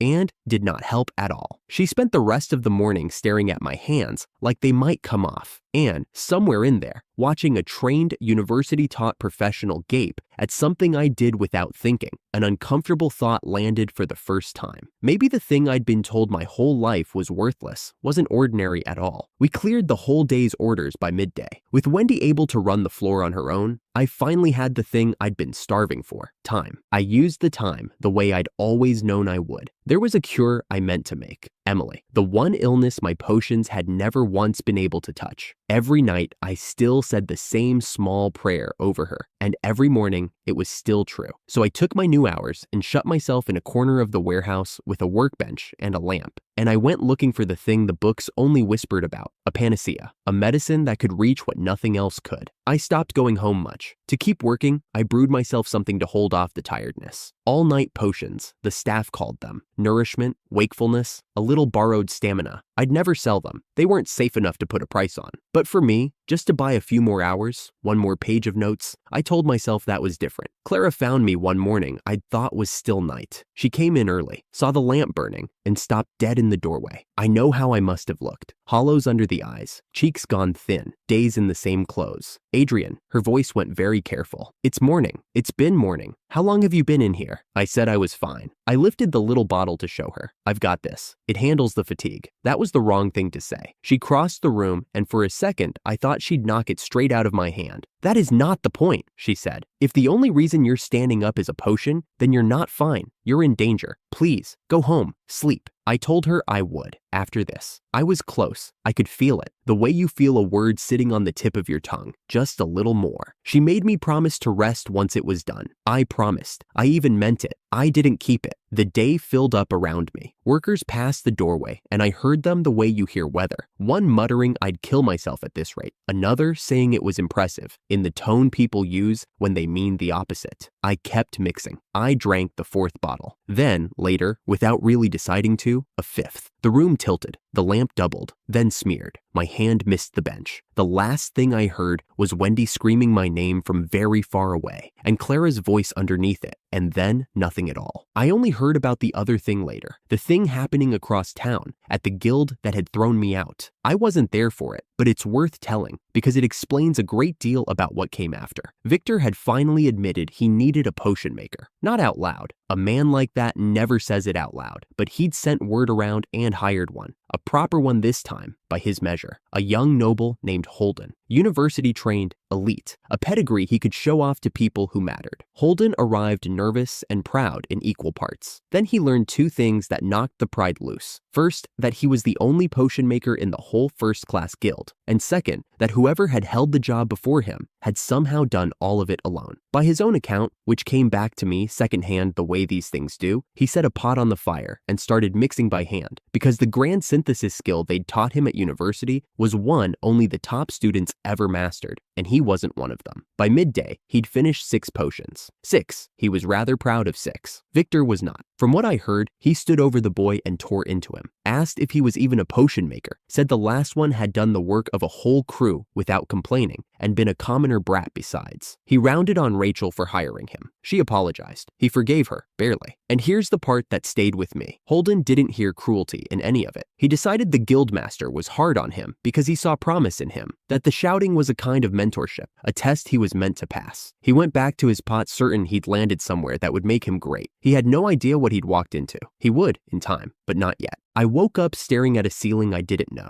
in a bed that wasn't mine. Clara was there before I'd finished blinking. She told me where I was, a cot in the medical wing of a friend's healing guild, and that I'd been out cold since they'd carried me from the warehouse. Then she started scolding me, gently, in the voice people use when they've been badly frightened and don't want you to see how much. I meant to apologize. I really did. But something was wrong with my eyes. There were numbers over her head, not painted, not floating like a signboard, hanging in the air the way heat shimmers over a road in summer. Quiet columns of things I somehow simply knew the meaning of the instant I looked. Her name, her condition, her age, down to the day, and a few other figures a gentleman does not read aloud. I read one aloud. Clara went scarlet to the ears. She shot up so fast the stool tipped over, mumbled something about me clearly still being feverish, and fled the room with both hands pressed to her face. I lay there with my heart going and looked at my own hands, then at the water jug, then at the empty little bottle someone had set on the side table, the last one I'd drunk before the floor came up to meet me. And I understood all at once that my appraisal skill was gone. Not gone, grown. The plain little skill I'd used for years to tell a good root from a rotten one had cracked wide open into something enormous. Universal appraisal. The name of it arrived already fixed in my head. It didn't just weigh raw materials anymore. It read anything. People, objects, the true make of a thing under whatever it happened to be wearing on the surface. I turned it on the empty bottle to see what I'd poisoned myself with. It wasn't poison. What I'd knocked back in that exhausted haze, thinking it was my 5th all-night brew, had been something else entirely. A skill-up potion. A real one. The kind built from materials most makers go their whole lives without ever touching. A manticore core, a griffin's divine wing, a high-grade monodraft. By some accident of a tired hand reaching along the wrong shelf, I'd brewed a legend and swallowed it, and it had reached inside me and shoved one skill over a line it should never have crossed. I sat with that, not the skill, the materials. Because if a potion made of things like that could evolve a man's very talent, could reach in and change what a body was capable of, then maybe, just maybe, a medicine made of things like that could reach the one illness I had never once been able to touch. For the first time in a very long while, the thought of Emily didn't arrive with the usual helpless weight behind it. It arrived with a direction. I didn't have those materials. Clara told me later they don't pass through any ordinary market, but now I knew they were real, and I knew what they could do,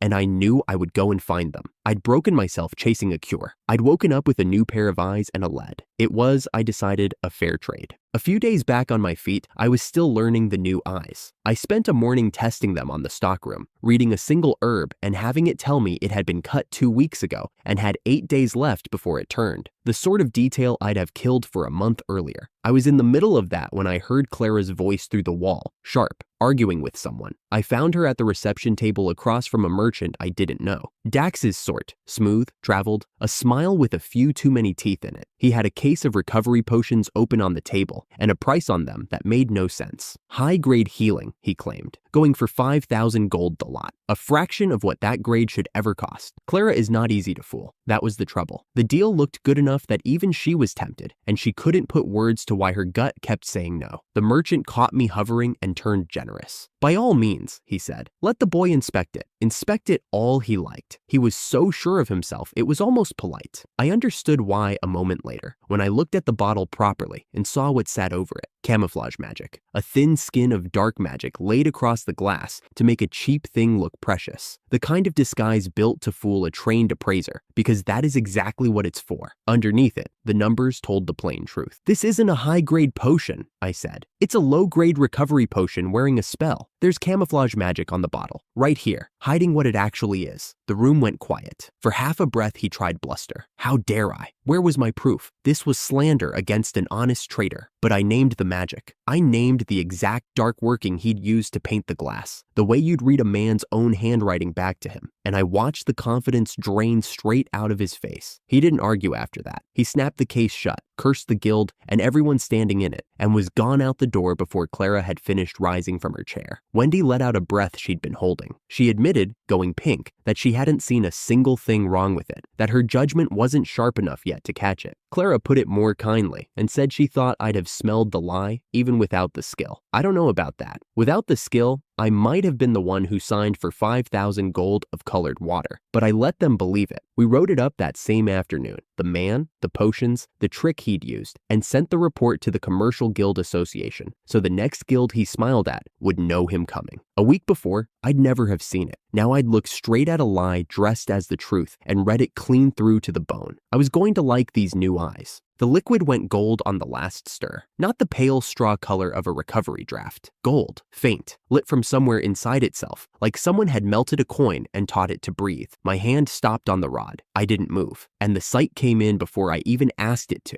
and told me plainly what was sitting in the flask. A cure for every abnormal status at once. Poison, paralysis, fever, the whole miserable list a high monster could stack on a body in a single fight. All of it answered by one swallow. A panacea. Men had chased this for longer than anyone could count and come away with a shelf of failures. I had made it on a tired afternoon in a warehouse that used to store other people's garbage. I should have thought about the market, about the S-rank clients and the noble buyers, and what a bottle like this was worth to a man going into a dungeon that could kill him 5 different ways. I didn't think about any of that. I thought about a narrow bed across town and the girl in it who couldn't lift a spoon to her own mouth anymore. I was out the door with the flask in my fist before the thought had finished forming. I didn't knock. That was the mistake. I shoved the door open with the bottle already raised to show her, and Clara was halfway out of her coat, changing between errands. For a frozen half second, neither of us breathed. Then I hauled the door shut, planted my back against it, and announced to the empty hallway that I had seen absolutely nothing. She let me stew out there about 10 seconds before she called me back in, dressed and thoroughly amused. When I started to apologize a second time, she just waved it off and told me, easy as anything, that being seen by me was no crime worth losing sleep over. I decided the safest thing I could do was hold up the flask. The teasing went out of her face all at once. She took it in both hands and turned it to the light, and I watched her understand what she was holding. A thing men had wanted since the first of us got sick and stayed sick. A cure that didn't ask what was wrong first. I waited for her to talk numbers. She was a merchant to the bone. She always talked numbers. Instead, she pressed the bottle back into my hands and closed my fingers around it. Take it home, she said. Your sister first. We'll sell the next one. There might not be a next one for a while, I told her. It doesn't come easy. She only smiled and turned me toward the door. Then it's a good thing you already know exactly where the first one goes. Hannah opened the door before I reached it. She looked at my face, then at my hand, and whatever she saw there made her step back without a word and let me through. Emily was where she always was now, too small under the blanket, too pale, her breath coming shallow and careful the way it did on the bad days. She opened her eyes when the floor creaked. Brother, barely a whisper. You're home early. I sat on the edge of the bed and uncorked the bottle. My hands weren't steady. I'd carried grown men back from the edge that week without a flutter, and my hands weren't steady for this. I lifted her head against my arm and tipped the potion to her lips, slow, a little at a time, until she managed to swallow it down. The gold went into her, and for a long moment, nothing happened at all. Then her breathing changed. It deepened, smooth, the tight little catch at the top of each breath, the one I'd learned to hear from the next room, the one that woke me at night. It eased and let go. Color came up into her cheeks like warmth returning to a cold hand. She blinked and looked at me, and there was something in her eyes that hadn't been there in a very long time.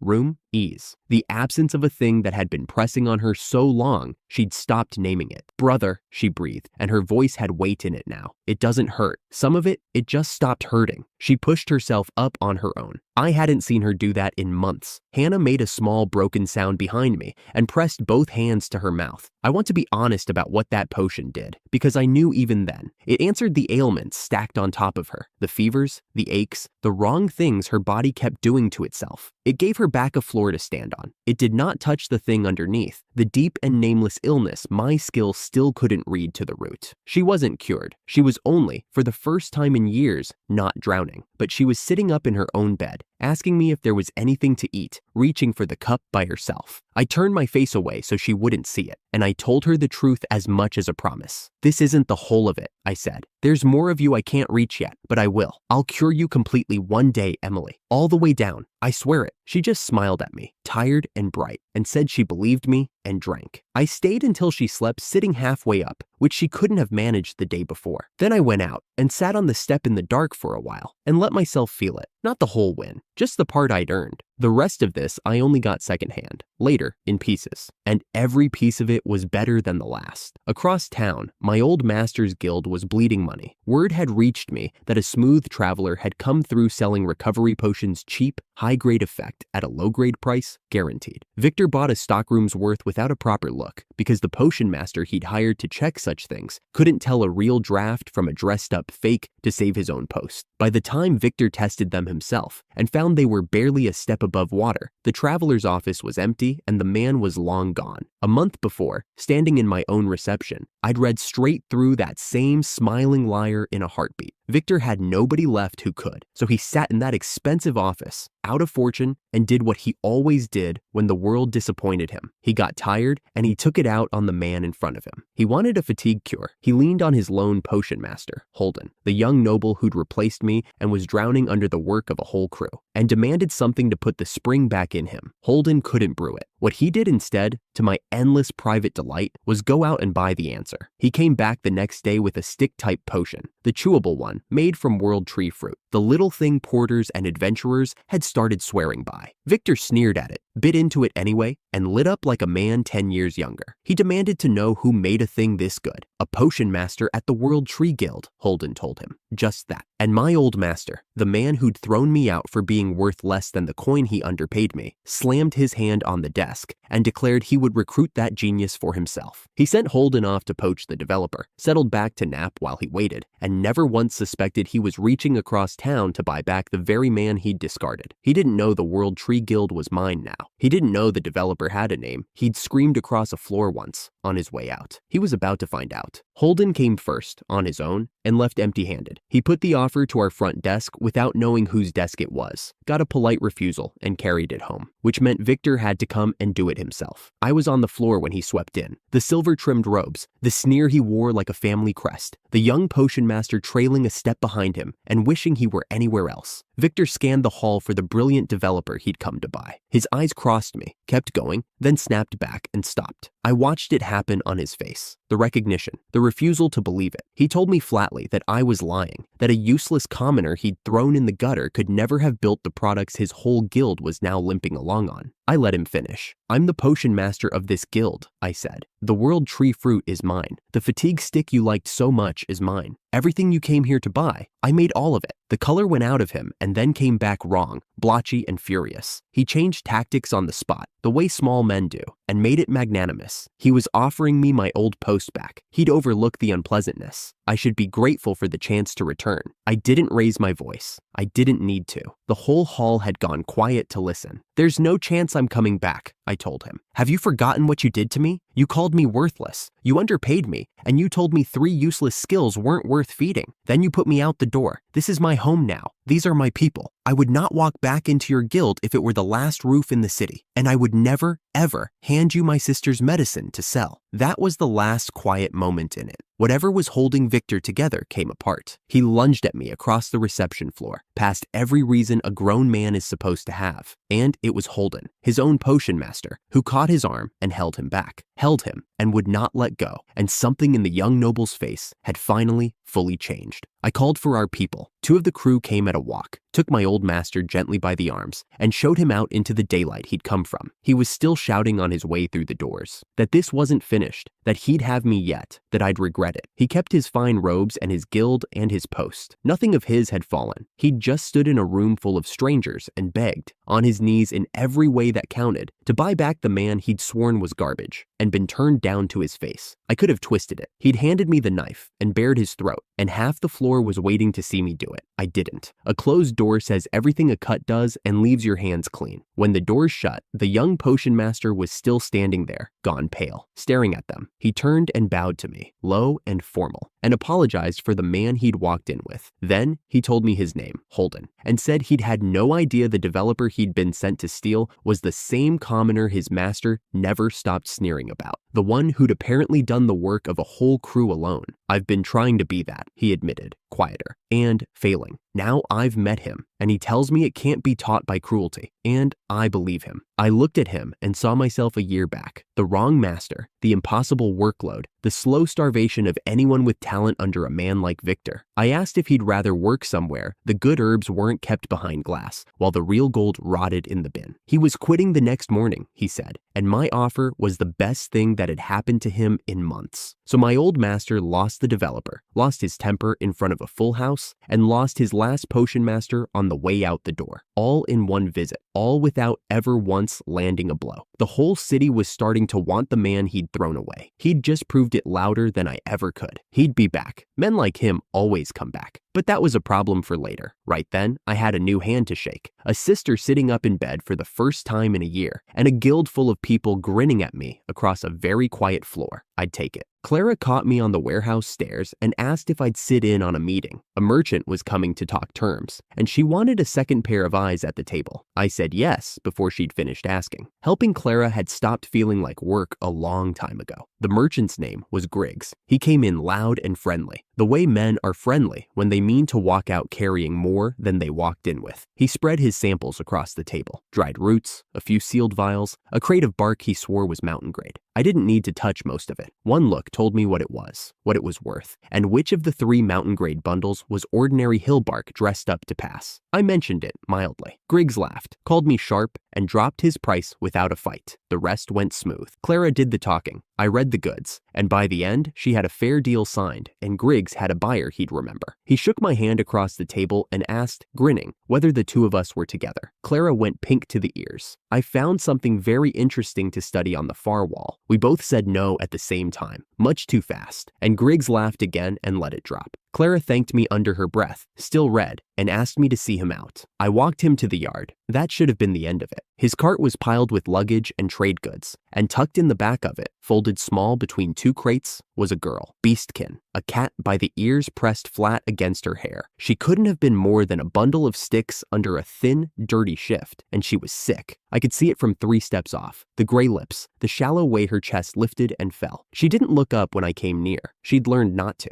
I asked Griggs what was wrong with her. He barely glanced back. A bound servant he'd picked up cheap, he said, and she'd turn out cheaper still. Half dead already. Not worth the coin to feed, let alone the coin a healer would cost. He'd work her till she dropped and call the loss even. You're really going to let her die in the back of a cart, I said. He shrugged. To him, she was spoiled stock, and he said so plainly. Dying goods, worth nothing. No different from a crate of rotten roots you leave at the roadside. Grade F, rot, he called her. Throw it out and move on. I have spent most of my life being told that certain things are worthless. I have built a living out of the roots other people leave at the roadside. Something in me went very quiet and very cold. I told him a merchant who couldn't keep his own goods alive was a merchant no one dealt with twice, and that word travels fast in this trade. He heard the second half. Men like him always hear the part about their reputation. So we made a deal I hated making. I paid him a large sum, more than she had ever cost him, enough that his eyes lit up over a girl he'd just called garbage. He signed her release, pocketed my coin, and drove off whistling, richer for his own cruelty. I knew exactly what I'd done. I'd put gold in the hand of a man who deserved none of it. I told myself I could hate that and still be right, because the only other choice was leaving her in the cart. I'd have paid it twice. Then it was just the two of us in the yard, and a girl too weak to lift her head. Clara found us before I'd even gotten the girl inside. She took one look and reached for the guild's coin box without a word. She'd cover it, she said, whatever it had cost, and we'd argue the ledger never. That's the kind of merchant she is. The gold sits behind glass. The worth she keeps somewhere, the rest of them never think to look. I carried the girl to the workbench and gave her a panacea. I still had a few of the gold ones. I tipped it to her lips and watched it work. The gray draining out of her, the breath going deep, the fever letting go all at once, the way a stack of small sicknesses does when you answer every one of them together. Inside a few minutes, she was sitting up on her own, blinking at the room like she'd woken in the wrong life. It was the same potion I'd given Emily. On my sister, it had only bought a floor, quieted the pile of little ailments, and left the deep, nameless thing underneath untouched. On this girl, it was enough. Whatever was wrong with her had a bottom, and the gold found it. I was glad. I was also, for one breath, so angry at the unfairness of the difference that I had to look away. The girl studied her own hands, then looked at me and asked in a small voice if she could stay. Not as anything owed, just stay, somewhere that wasn't a cart. Clara crouched down to her level. You can stay as one of us, she told her. Not a servant, a member. That's the only kind of person we keep here. We asked her name. She said it so quietly I had to lean in. Maya. Then she slid off the bench, knelt on the floor with her forehead down, and began to say the only thing a life like hers had ever taught her to say, that she would work without rest, that she belonged now to whoever had paid her price, that she would do any labor I set her and never once complain, that I stopped her before she could finish, gently. I crouched too, so she wasn't looking up at anyone. I've no intention of making you do a single part of that, I said. I took you in because I wanted to,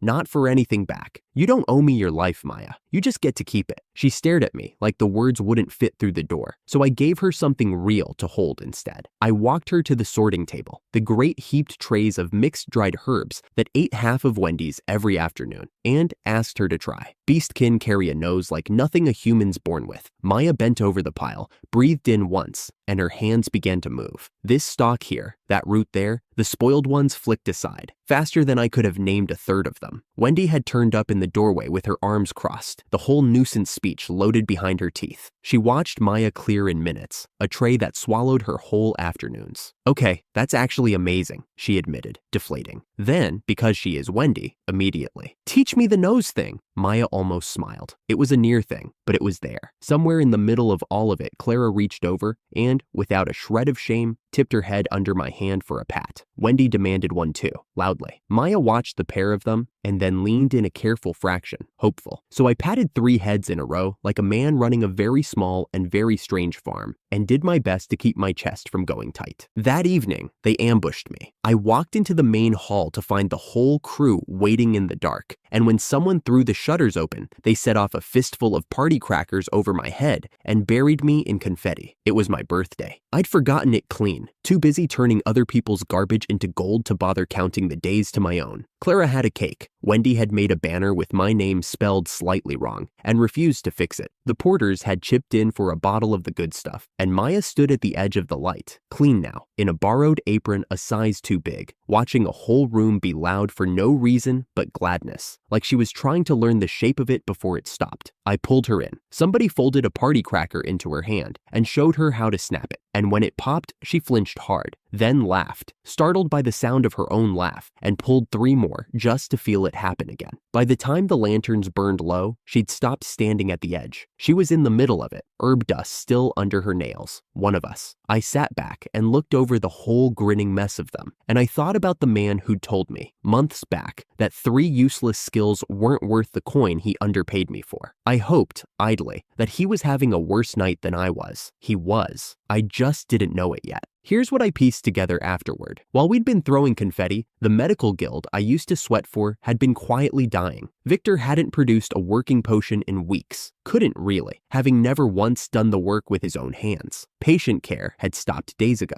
The shelves stood empty, the debts climbed, and he spent his hours slumped at his desk telling anyone who'd listen that the ruin was all my fault for walking out. Then his father came home. Gideon had run that guild before his son inherited it, and he was the one who'd set me at Victor's side in the first place. Because, as he apparently said standing in that empty hall, he had hired me for being excellent, and any fool with eyes could see the place had only kept breathing while I was in it. Victor tried to argue his favoritism. From what reached me, his father did not let him get far. An old man doesn't cross a whole city to hear his son explain why the disaster wasn't his doing. Gideon decided the mess was his to clean. So the next morning, he came looking for me. I was out front with a broom. I keep the guild's step clean myself. It's my guild. It's a small pride, and I like the doing of it. Clara was coming up the lane just as an old man in a fine coat came half running the other way, breathless, and stopped short in front of me. I knew the face at once. Victor's father. What came next, I'll keep short, because he didn't. He bowed low to me, a man who'd been the lowest paid pair of hands in his son's building. He apologized for how I'd been used, and he said it more than once. And at one point in the reception room, he put his forehead flat to the table and left it there until I talked him back upright. He wasn't performing any of it. He meant every word. Then he asked me to come back. The medical guild was in crisis, he said. I could name my own terms. He would owe me for the rest of his days. I told him no, not cruelly. I told him the truth, that my work was here now, with people who valued it, and I couldn't walk out on them the way I'd once been walked out on myself. And then the quieter truth, the one that mattered more. His son's pride would never truly let a man like me back through that door, whatever was promised on a morning like this. We both knew it. He didn't argue, because he knew it best of all. He took the refusal the way a man takes a debt he means to carry regardless. You are a man of responsibility, Adrian, he said, and thanked me, and told me his help was mine if I ever reached for it. I found, to my own surprise, that I believed him. When he'd gone, Clara let out a long breath and asked if that had honestly been all right, turning down my old master, my old post, all of it in one morning. It's fine, I said. The most important thing to me now is Clara. I heard it leave my mouth about half a beat too late. His guild, your guild, this place, the work. I was talking far too fast now. That's what I meant, obviously. Clara had gone the exact shade of pink she'd turned across the table from Griggs. Right, of course you did. Huh, surprised me for a second. She had become suddenly, deeply busy with a ledger that wasn't even open. I got no useful work done for the rest of that day. As for Gideon, I heard he went straight back to the medical guild, told his son plainly what kind of man loses the best hand he ever had, and rolled up his own sleeves to rebuild the place from the floor. A good man. He deserved a far better heir, because Victor, of course, stayed exactly as foolish as I'd left him. His father could apologize on his behalf, bow over tables, cross the whole city to set it right, and the man himself just sat in that master's chair, still certain the world had wronged him, still sure not one grain of it was his own doing. The people who'd thrown me out had begun, one by one, to admit they'd been wrong. The one who'd actually done it hadn't admitted a thing, and he was still holding every last piece of what he'd held the day he did it. That account was not settled, not by a long way. I wasn't there for any of it. I put the morning together later, the way you always hear about a man's worst day, in pieces, from people who happened to be standing in the room when it fell apart. Victor had been given one last chance. His father had come home,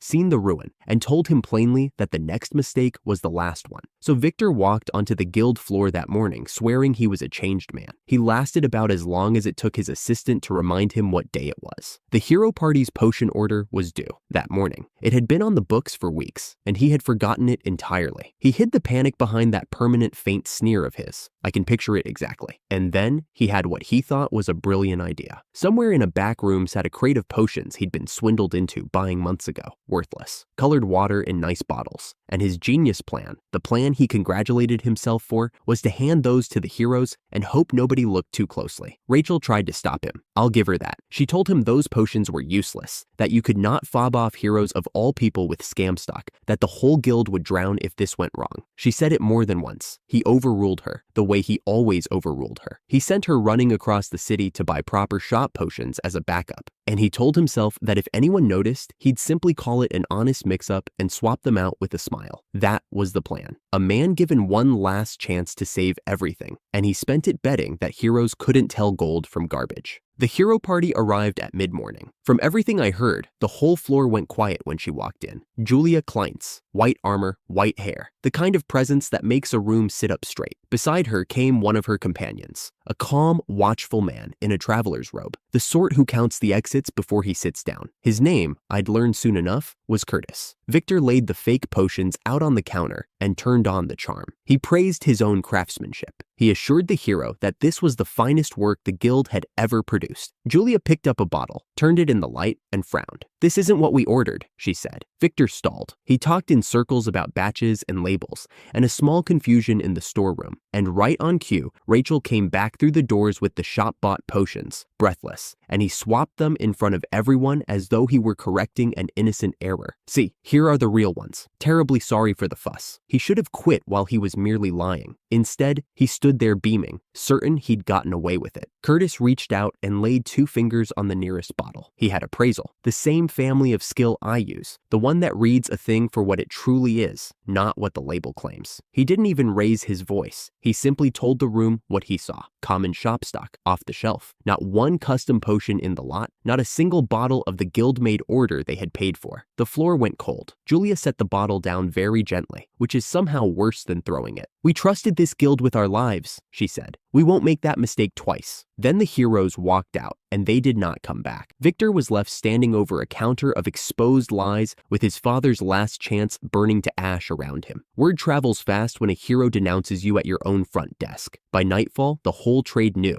and everyone who knew understood the same thing I did. The guildmaster's chair was slipping out from under him, and this time, nobody was going to catch it. I want to tell you, I felt nothing. I felt a little something, but I had a guild of my own to run, and I didn't yet know that his ruined morning was about to hand me the best thing to walk through my door in years. I was coming back to the guild with a satchel of fresh roots when someone called me from behind. I turned, and there she was. White armor, white hair, close enough now that I could see the small nicks in the steel where real fights had left their mark. For a second, my brain simply refused to catch up. Heroes were something you heard about. You did not meet one on your own doorstep on an ordinary afternoon. "You're the potion maker," she said. It wasn't quite a question. From the World Tree Guild, the one everyone talks about, I managed to say that I was, and that this was the place. She looked me over the way she'd probably size up a blade she was thinking of buying. Direct, unhurried, no games in it at all. Then she told me why she'd come, and she told it straight. Her old guild had betrayed her. She didn't dress it up. The people who were supposed to keep a hero supplied, the people she was meant to trust with the potions that stood between her and dying in a ditch somewhere, had sold her out. She'd walked away from all of them. "A hero lives and dies on what's in her bottles," she said. "I need a maker I can trust with my life." Not a name, not a noble crest. Someone whose work actually holds up when everything else is on fire. She looked at me square. They tell me that's you. So I'm asking, will you be my potion maker? There was nothing coy in it. No angle, no flattery, no test hidden inside the words. Just a soldier who'd been let down by better dressed people than me, laying the plain truth on the table and waiting to see what I'd do with it. I told her to come inside and look at what I made first. If she was betting her life on my work, she deserved to see it before she signed anything. That, apparently, was the right answer. Something in her shoulders eased. I set 3 things on the table. A high-grade recovery potion, the kind that closes a wound while you're still deciding whether to scream. A panacea, my best work, the gold that had pulled Maya back from the edge. And a world tree fruit, the little snack potion that had made the whole guild's name. Julia didn't take my word for any of it. Good. She field tested them the way only someone who's actually bled would. Pressed a thumb hard into an old callus until it split. Tipped a drop of the recovery potion onto it and watched the skin knit shut in front of her. She cracked the panacea's seal and breathed it in. She bit the fruit and went still, the way people do when a small thing turns out to be much more than they expected. Behind me, a quiet voice said, "It's real." That was Maya. She'd drifted over from her herb table, cat ears tipped forward, and her nose was doing what her nose does. "The recovery one," she murmured, shy but certain. "It's clean all the way through. No cut corners. I can smell it." Julia glanced at her, then at me, and I watched the last of her doubt go out like a lamp. "Good enough for me," she said, and signed her name to the contract with the easy, decisive stroke of someone who has stopped wasting time on people who fail her. A hero, a real one, the kind other guilds fell over themselves to court, had just walked past every noble crest in the city to hire the man they'd all thrown away. I let myself feel that one properly. I'd earned it the slow way. Her companion had come in behind her, a red-haired woman in a wide hat, who introduced herself as Rebecca, the party's mage, and who watched the whole signing with the fond, tired patience of someone used to minding a handful. And it was somewhere around there that I put my foot in it. I only meant it kindly. Julia had built herself up in my head as this towering figure of legend, all steel and grim duty, and instead, here was this blunt, boyish person grinning over a snack potion. "You're a lot cuter than the stories make you sound," I said. I have never seen a person short-circuit so fast. The hero who'd stared down monsters went scarlet to the ears, mouth opening and closing on nothing.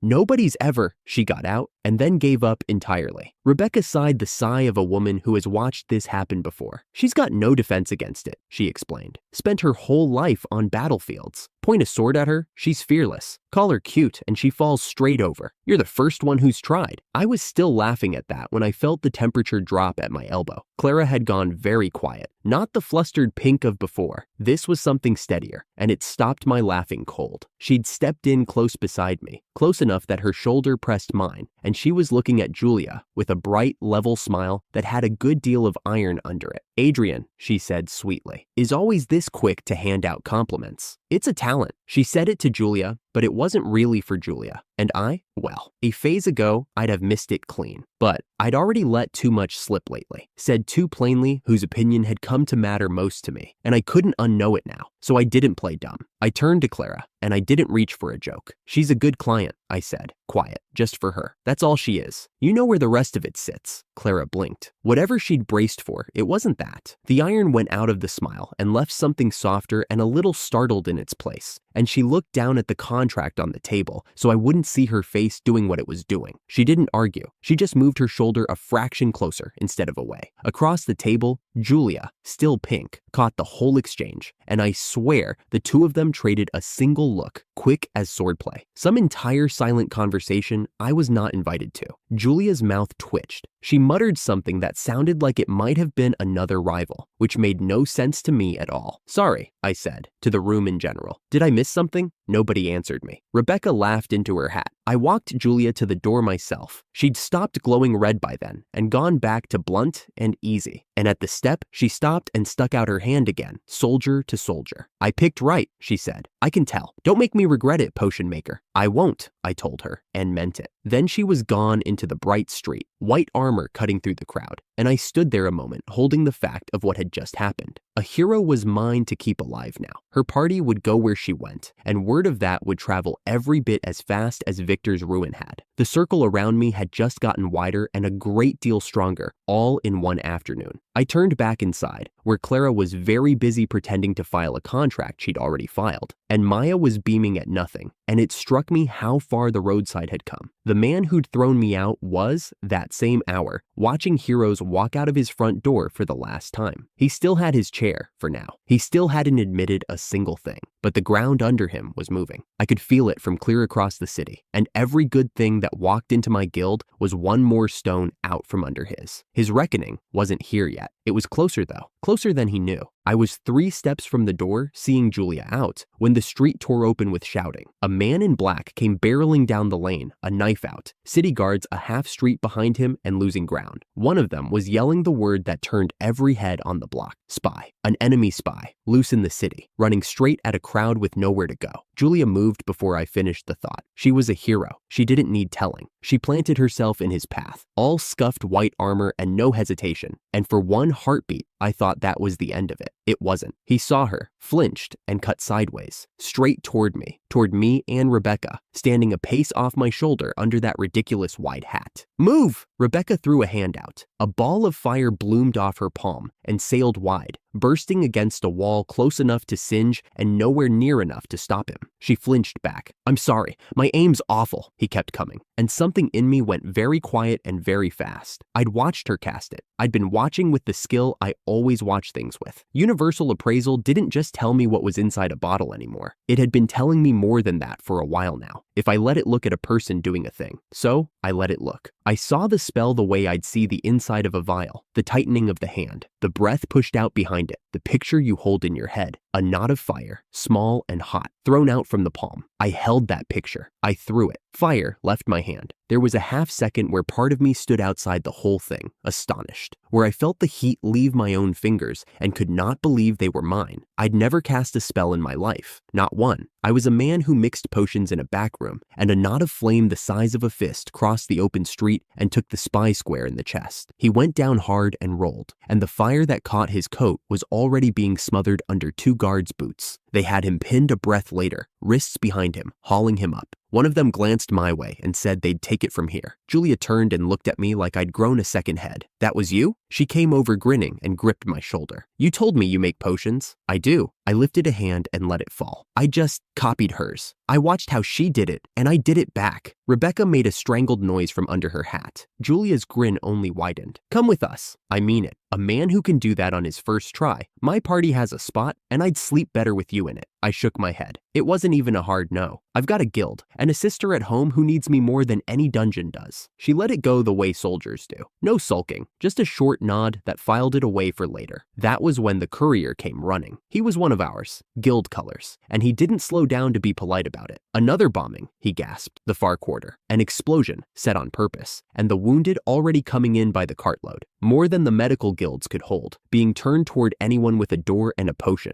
The word he used was terror, not an accident. Someone had lit it. I didn't wait for the rest of it. I was already moving for the workroom. Clara didn't waste a breath when I told her. A bombing? Then this hall is a hospital, starting now. She was already shouting for the benches to be cleared, for every cot and clean cloth in the building. We split it clean. I'd make and pour. She'd move people and keep the floor running. Maya was at my elbow before I asked, ears flat with nerves but steady, her nose already sorting the strong vials from the merely passable faster than my eyes could. Wendy grabbed an apron and a crate and never said a word about being scared, which told me exactly how scared she was. Then the wounded came. They came faster than we could count them, carried in, walked in, dragged in by neighbors, burns and breaks and worse. I stopped looking at faces because looking at faces slowed my hands, and my hands were the only thing these people had. Pour, move on, pour, move on. The general potions held the small hurts. The bad ones needed the high-grade recovery stock, and I watched that shelf empty like water running out of a cracked jug. We were going to run dry. I could do the arithmetic in my head, and I hated the answer. Adrian. Clara was back, and she hadn't come alone. I brought help. The man behind her was broad as a door, and I knew him. Zach, the healer's guildmaster I'd pulled back from ruin weeks before. The one who'd wept into my hand, swearing he'd repay it. He wasn't weeping now. He rolled his sleeves and got to work. Medical magic pouring off his palms in a clean green light. closing what my potions couldn't reach. "Your potions are carrying half this room," he said, not looking up from a patient. "And your first aid's better than most of my staff's. Leave the deep ones to me." I watched him work, and I thought about the spy and the fire I'd never known how to make until I watched someone else make it. I let appraisal look at him. It read him the way it had read Rebecca, the shape of the magic, the way the light gathered where it was meant to go. Medical magic, not so different underneath, from mending the wrong in a body, the way I'd spent years learning to read the wrong in a bottle. I put my hand over the next patient and I called it up. Green light answered, off my hand. A wound that should have taken an hour of careful potion work closed in the space of a breath, and the man under my palm blinked up at me and asked, weak and wondering, if I was a doctor. Behind me, somebody dropped something. Wendy, probably. Clara said my name like a question with no bottom to it. Zach just stared, then laughed once, disbelieving, and told me I was in the wrong profession. Maybe I was, but here's the thing that landed on me right then, standing in that light with a stranger's life knitting back together under my hand. All those years at Victor's Guild, the double shifts, the blame for other men's mistakes, the nights I'd spent learning every kind of hurt a body could take, and every potion that could touch it, while a man who never did the work took the credit and the coin. I'd hated every hour of it, and every one of those hated hours was in my hands now, saving people. Nothing had been wasted, not one night of it. I stopped counting what we didn't have and started using what I was. I wasn't there for what happened across the city. I put it together afterward, the way you always do. From the talk, from the people who walked out of that building and never went back. Victor heard the blast over his lunch, and the way I heard it, his first thought wasn't for the wounded. It was for himself. A disaster this size was a stage, and he'd been hunting a stage to win his father's good name back. So he clapped his hands and called it an opportunity. He gave the order that told you everything about the man. Quantity over quality. Fill every bottle fast. Never mind what was in it. And the bottles he reached for were the worthless ones. The scam merchants' fakes he'd been fooled into buying. The ones with nothing real inside them at all. 250 people came through his doors on stretchers, and he met them with colored water and his own thin skill. Kyle, that eager boy of his, ran the floor cheering him on, sure the guild was rising to the moment. He didn't understand what I understood the second I heard the count. Cheap potions don't close deep wounds. Victor's own hands, shaky and out of practice, couldn't cover the difference. One patient even caught him make a mistake mid-treatment, heard the small sound a man makes when he knows he's just done harm, and Victor waved it off. When it was over, he stood in that ruined hall and reported the number like it was a triumph. 15. 15 saved, out of 250 carried in. And the thing he told himself, so he could sleep that night, was that the upstart commercial guild across the city had surely saved no one at all. So really, he decided, he'd done well. He had no idea. He never did. We were still losing ground. Zach and I moved as fast as two men can move with magic in their hands, and it wasn't fast enough. The hall kept filling. For every wound we closed, the door let in two more. Then the air changed. I felt it before I saw him, a pressure, like the room had drawn a long breath. Curtis walked in through the chaos, as calm as if he'd stepped out of the rain, that plain traveler's robe on him, that steady bearing of a man who counts the exits before he sits. He looked at the hall, at the rows of hurt laid out across the floor, and he didn't blink. He raised one hand, spoke a word I didn't catch, and light came down, not off his palm, out of the air itself, everywhere at once, a soft, wide fall of it across half the hall. Where it touched, people healed, not one at a time, all of them together in a single held moment. Burns cooled. Breath came easier. Men who'd gone gray and slipping opened their eyes. I'd never seen anything like it. Appraisal drank it in without my asking. A recovery magic out of the old stories, the kind only a sage who'd made a pact with the spirits could carry. And, he told us plainly as the light faded, spent once a day. That was all he had in him. One casting, and the well was empty, and half the hall was still hurt. I looked at the ones the light hadn't reached. I looked at the door, still letting people in. I'd already read the spell. I knew its shape the way I now knew the fire and the healing. I could feel it sitting in me, ready. And I knew in the same cold breath what appraisal told me about the cost. This magic was not built for a man like me. No spirit pact. Nothing to carry the price but my own mind. Cast it unshielded, and it could burn me out for good. I started to raise my hand anyway. Don't! Clara caught my wrist. Her face had gone white. Adrian, I know that look. If you do that, it kills you. I won't let you. There are 50 people on that floor. My voice came out steadier than I felt. If I stand here and let them die because saving them costs too much, then I've got no right to go home and save my sister. None. She didn't have an answer for that, because she knew Emily. She knew it was the truest thing about me. Curtis moved first. He stepped in and laid his hand over mine. mine, and I understood. He meant to share the weight, to bleed off what would have burned me alone. Then Zach's big hand closed over both of ours. Then Wendy, blurting that she was helping whether I liked it or not. Then Maya, small and fierce, whispering the word she called me and adding her hand to the pile. And Clara last, wet-eyed and furious, and refusing to be left out of the risk, her hand over all of theirs. 6 of us, 1 spell. I called it up. For a moment, nothing happened, and that moment was the longest of my life. The spell was heavier than the fire, heavier than the healing, a great slow weight settling into me, more than one man was ever meant to lift. I felt it start to draw on me the way a wound draws blood, felt it reach past my hands and up toward the soft place behind my eyes, hunting for the price it was owed. Then the light came again, my light, ours, rising up out of the air and falling wide across the rest of the hall. And the cost, when it hit, didn't find me alone. It spread, down through Curtis's steady hand and Zach's broad one, through Wendy and Maya and Clara, across 6 people who'd all decided in the same breath that they'd each take a share so no one carried the whole of it. It hurt. It was meant to hurt. Every one of us felt it drag, but it didn't take me because there wasn't enough of it left by the time it reached me to take. When the light faded, every cot in that hall held someone breathing. We'd saved them, all of them, hundreds, before the night was through. I never got a clean count, and I didn't want one. They lived. That was the only number that mattered. Afterward, the hall went quiet, the way a place does when it's too tired to celebrate. Clara hadn't let go of my hand. Somewhere in the middle of it, she'd stopped being the guildmaster and started being just her. And when she finally looked at me, it wasn't with that sharp, bright thing she usually kept ready. It was something plainer and more frightened. "You nearly died," she said. "You don't get to do that. You're mine to keep alive." She caught herself and then chose not to take it back. "The guild's ours. You know what I mean." I did. We left the rest where we'd left it the last time. Understood. Both of us. No need to spell it out. She squeezed my hand once and let go. Curtis had been watching the whole time. He came over quiet and said a few things that stuck in me sideways, that he'd felt the spell come off my hand, and knew for a fact I'd never held a spirit pact in my life, that a man who could look at a sage's magic once and wear it like his own was a rare and dangerous kind of thing. He didn't say it unkindly. He said it like a man filing away a fact for later, like he'd known what to look for before he ever walked through my door. I didn't like how much he already seemed to know about a skill I'd told no one about. He only let it sit and moved on. Then he said the other thing, the one I couldn't put down. The bombs, he said, were not going off by themselves. This was the third. The same hand, the same pattern, and a spy from the country across the border caught running from this one with a knife and no answers. Someone was lighting these fuses on purpose, and you didn't light this many without meaning to light something far bigger. He'd seen the shape of it before, he said, in the years just before a war. The small fires that come before the great one. I stood in that healed hall, full of people who'd almost died for nothing they'd done, and I felt the ground I'd been standing on shift under my feet. For months, I'd been fighting one small, foolish man for a life I was owed. Victor still had his chair across the city. He still owed me an account that hadn't come due,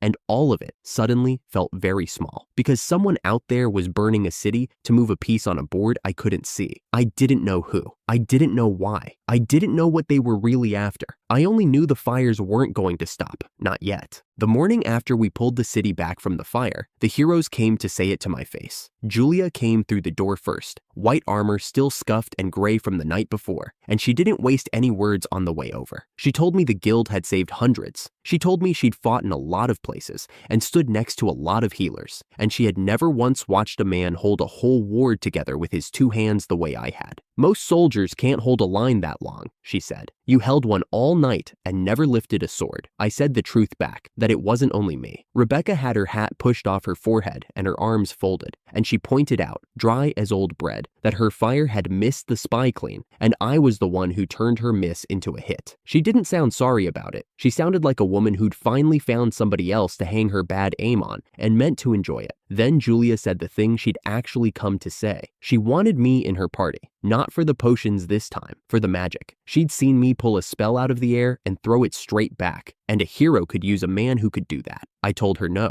gently, but no.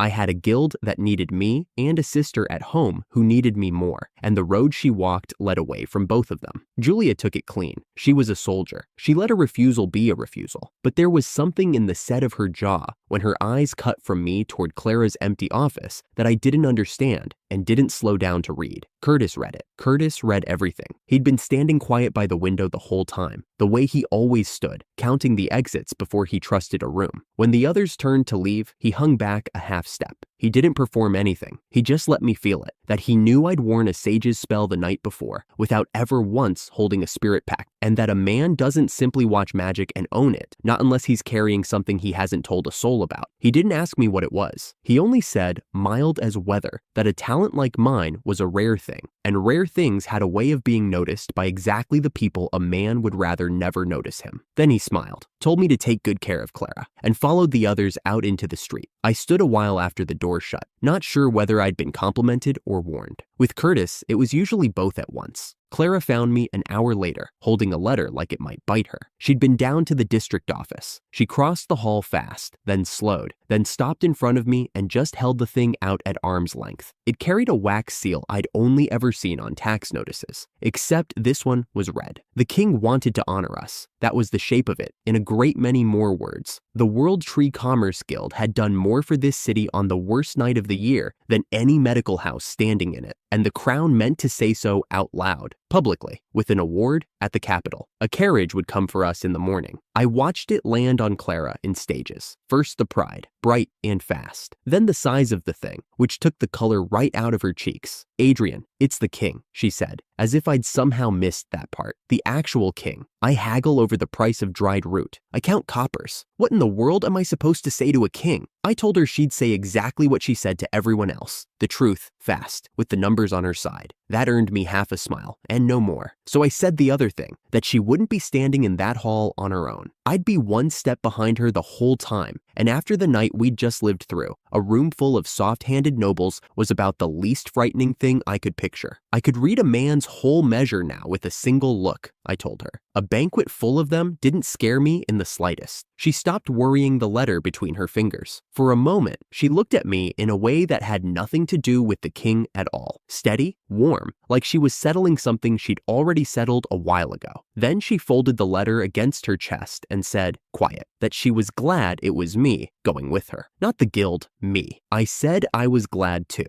I meant it, and I left it right there. We'd grown into something over the bombing, the two of us. I'd nearly not walked away from that last spell, and afterward, she'd made me promise, in front of the whole crew, that I would never do that to her again. Neither of us had put a proper word on any of it. Neither of us needed to. She had a king to meet, and I had a satchel to pack, and the thing between us could keep a little longer. I didn't know yet that this capital was going to put me in the same room as the war Curtis had warned me about. I only knew we were leaving in the morning, and that Clara had finally stopped being afraid of the letter in her hands. I wasn't in that room, but my letter wasn't the only summons sent that week, and I heard how the other one went the way you always hear these things in the end, from people who'd been standing in the hall when the door came open. Victor got a letter too. His came from the medical association, and he read it exactly the way you'd expect a man like that to read it. He had saved lives during the bombing. The association had noticed. Plainly, he decided, they meant to pin a medal on him. Kyle, that eager young doctor who still believed the sun rose because Victor told it to,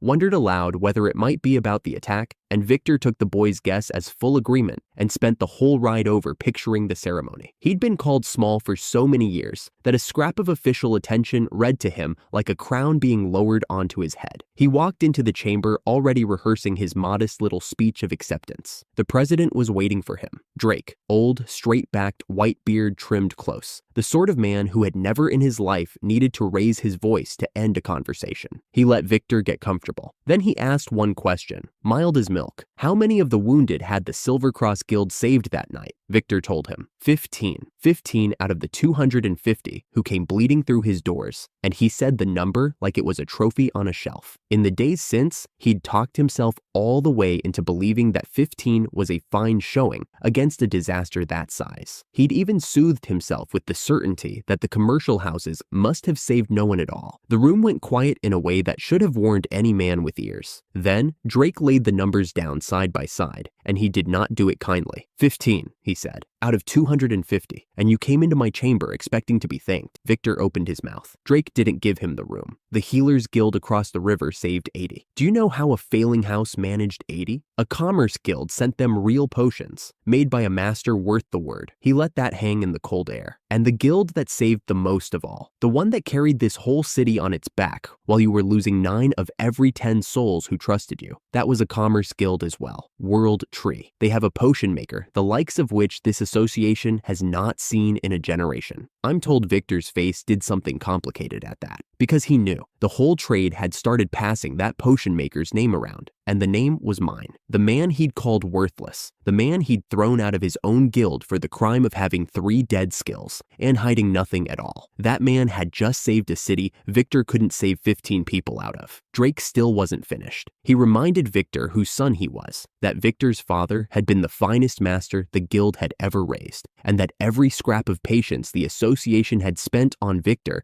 had been spent out of respect for that one name. And that patience, he said, was now gone. He did not throw Victor out. That was the part that mattered, and it was the part Victor couldn't hear. He handed the man one last chance instead. The Silver Cross Guild would stay open. Victor would keep his chair, but he would keep it under watch. A monitor was being placed inside his operation, a man named Grant Docker, and Grant Docker would sit at the heart of the guild and report every single thing it did. One more failure, one more corner shaved off a life, and there would be no guild left to monitor at all. Any man with sense would have heard mercy in that. A door held open on purpose. Victor heard an insult. He agreed to all of it with his mouth. He bowed, even, and thanked the president for his patience. And the entire time, behind that face I knew far too well, he had already decided the monitor was the problem. Not the 15, not the counterfeit potions he'd bought cheap off a scam merchant and poured into dying people. The monitor. He was already turning it over in that narrow head of his. How to blind this Grant Docker. How to slip the watch. How to come out the far side of this not merely cleared, but risen. He wanted the president's chair now. He had walked in expecting a medal and walked out already plotting a quiet coup. And at no point, not for one single breath, did it occur to him that any part of it might be his own doing. He didn't reflect. He never once did. That was the whole shape of the man. His fall wasn't a question anymore. Standing there in that chamber, nodding along to being watched, Victor stopped being a man who might yet come down and became a man already falling. He simply hadn't struck the ground. The only thing still open was how far he had left to drop. The carriage came at first light, exactly as the letter had promised. It was a finer thing than anything that had ever stopped on our street. Dark lacquer, the crown's mark burned into the door, and half the neighborhood spilled out in their nightclothes to watch the two of us climb up into it. Clara sat across from me with her hands folded too tight in her lap, wearing her one good coat, working hard to look like a woman who got summoned by kings on a regular morning. I let her keep the quiet. The city rolled by the window, standing tall again, and it was a hard thing to believe these same streets had been choked with smoke 2 nights back. 2 letters had gone out that week. Mine carried me toward a king. Victor's had left him bowing low to a man sent to sit in his guild and wait for him to fail. I didn't feel triumphant about it. Mostly, I didn't think about him at all, which was maybe its own kind of answer. The man had spent a full year certain I was nothing. Now the whole trade knew my name and a monitor knew his, and not one piece of that had asked me to lift a finger. It had only ever needed the truth to be given a little room to stand up straight. But I couldn't shake what Curtis had said in the doorway. Rare things get noticed by the wrong people. Somewhere out past the reach of this carriage was a capital and a king, and underneath all the ceremony and the fine coats, the war that a cornered spy with a knife had promised was already on its way. 3 bombings now. The same patient hand behind everyone. Someone lighting fires on purpose across a whole city, and still no one alive who could tell me who.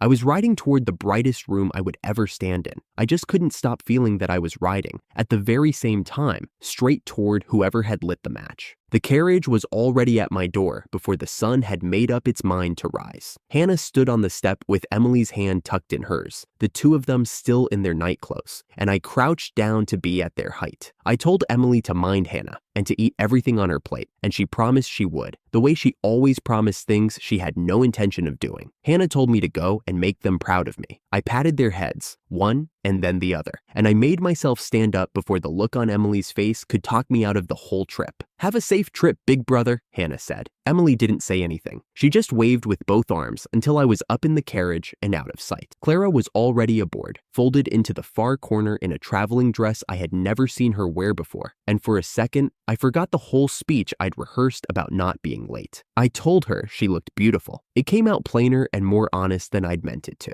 She went pink to the ears and turned to the window and told me I cleaned up well enough too, which we both knew was a kindness more than a fact. The driver cleared his throat loud enough to end it. Then we rolled out of the only town I had ever lived in, toward a city I had only ever heard about. The capital swallowed the carriage whole. I had thought our town was a city until I saw Grandholt. Walls that ran on past where I could turn my head. Streets stacked on top of streets. More people crammed into one square than lived in our whole district back home. By the time the driver reined in, it was full dark, and he'd left us at a hotel that looked more like a castle than any place a potion mixer had a right to sleep in. They gave us separate rooms, side by side. I was more relieved by that than I want to admit. My room alone was bigger than the guild warehouse, and I stood in the middle of all that empty floor feeling like I'd wandered into a stranger's life and might get caught. I didn't hear the first knock. The second time, I opened the door, and Clara was standing in the enormous quiet hallway in her sleep clothes, arms wrapped around herself. Not the guild master who talked hard merchants into corners, just a young woman who couldn't sleep. She said she'd been lying awake for hours. Then the rest of it came out of her in a rush. "They're going to hand me that award tomorrow," she said, "and I keep waiting for the whole room to realize they've made a mistake." She wouldn't meet my eyes. "The guild gets bigger after this. Twice the people, twice everything that can go wrong.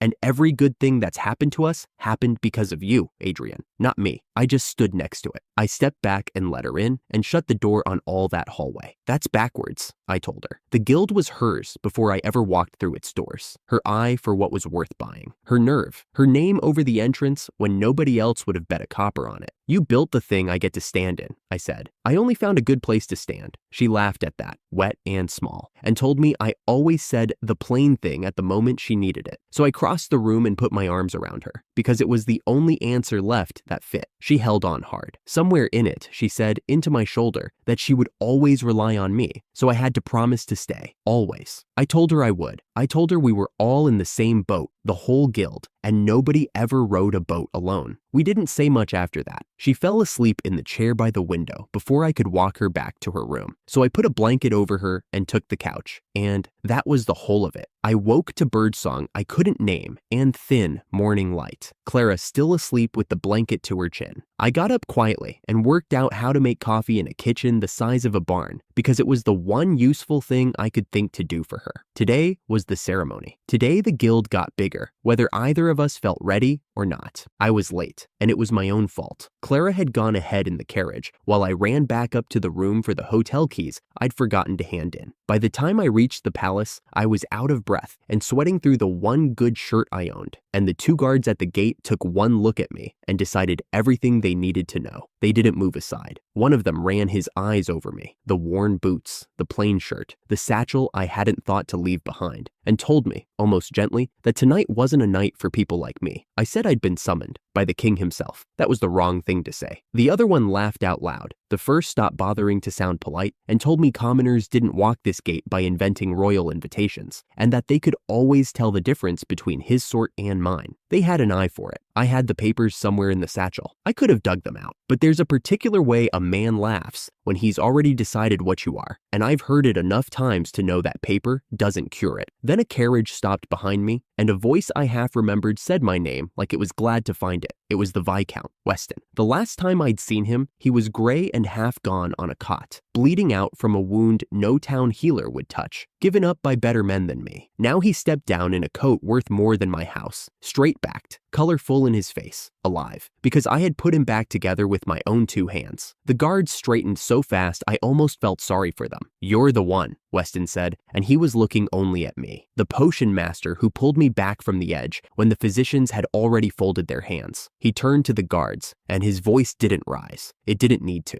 This man is my friend and my benefactor. I owe him every year I have left. You will let him through this gate, and you will remember his face for the rest of your lives. Nobody laughed after that. One of them actually bowed. Weston walked me through the gate himself, unhurried, telling me quietly that a debt like the one he owed didn't expire with time, and that he'd been waiting a long while for the chance to be useful to me for once, instead of the other way around. At the great doors, he clapped my shoulder, told me to go and be honored, and to find him before the night was out. I found Clara first, in the crowd just inside, and the relief that broke over her face when she spotted me was worth the whole miserable run. She caught my sleeve and didn't let go. A year ago, a guild had thrown me into the street for being worth less than the coin they underpaid me. Tonight, a viscount had cleared my path into a palace with a word. I let myself feel it, just for the few steps it took to reach her. Clara had changed into a gown by then, and she looked like she belonged there, while I looked like the help who'd wandered in. Neither of us cared. She made me dance. I told her I'd never danced a step in my life, and she said good. Then, nobody will know whether you're bad at it. And she steered me around the floor by the hands until I stopped counting my own feet. A man in fine butler's dress called the hall to order and announced the reason for the evening. The heroic guild that had saved the country when the bombing tore through the city. World Tree. Clara went up to give the guild's thanks, composed as glass, and only I was close enough to see her hand trembling until she caught the rail and gripped it still. She said all the right things. The hall applauded. For about a minute, it was everything we had come to the capital for. Then Scarlet arrived, and the minute ended. I'd heard the name. Everyone had. The Red Princess came out onto the dais in a gown the color of her name, her hair loose down her back like a banner, and the whole crowded hall bent toward her the way tall grass bends in wind. She thanked us. She called Clara's guild the pride of the realm, and then, smiling in a voice smooth as warm oil, she announced that as a reward for our service, the crown would raise World Tree from a mere commercial guild to a full comprehensive guild, with state support funds to match the honor. The hall roared. It sounded like a gift. I was watching Clara's face, so I already knew it wasn't one, because the princess didn't stop there. She turned to the whole room and began to speak of the enemy kingdom across the border, the hand behind the bombing, she called them, the ones who had bled our streets, and she promised in that same silk-smooth voice that the crown would never forgive them,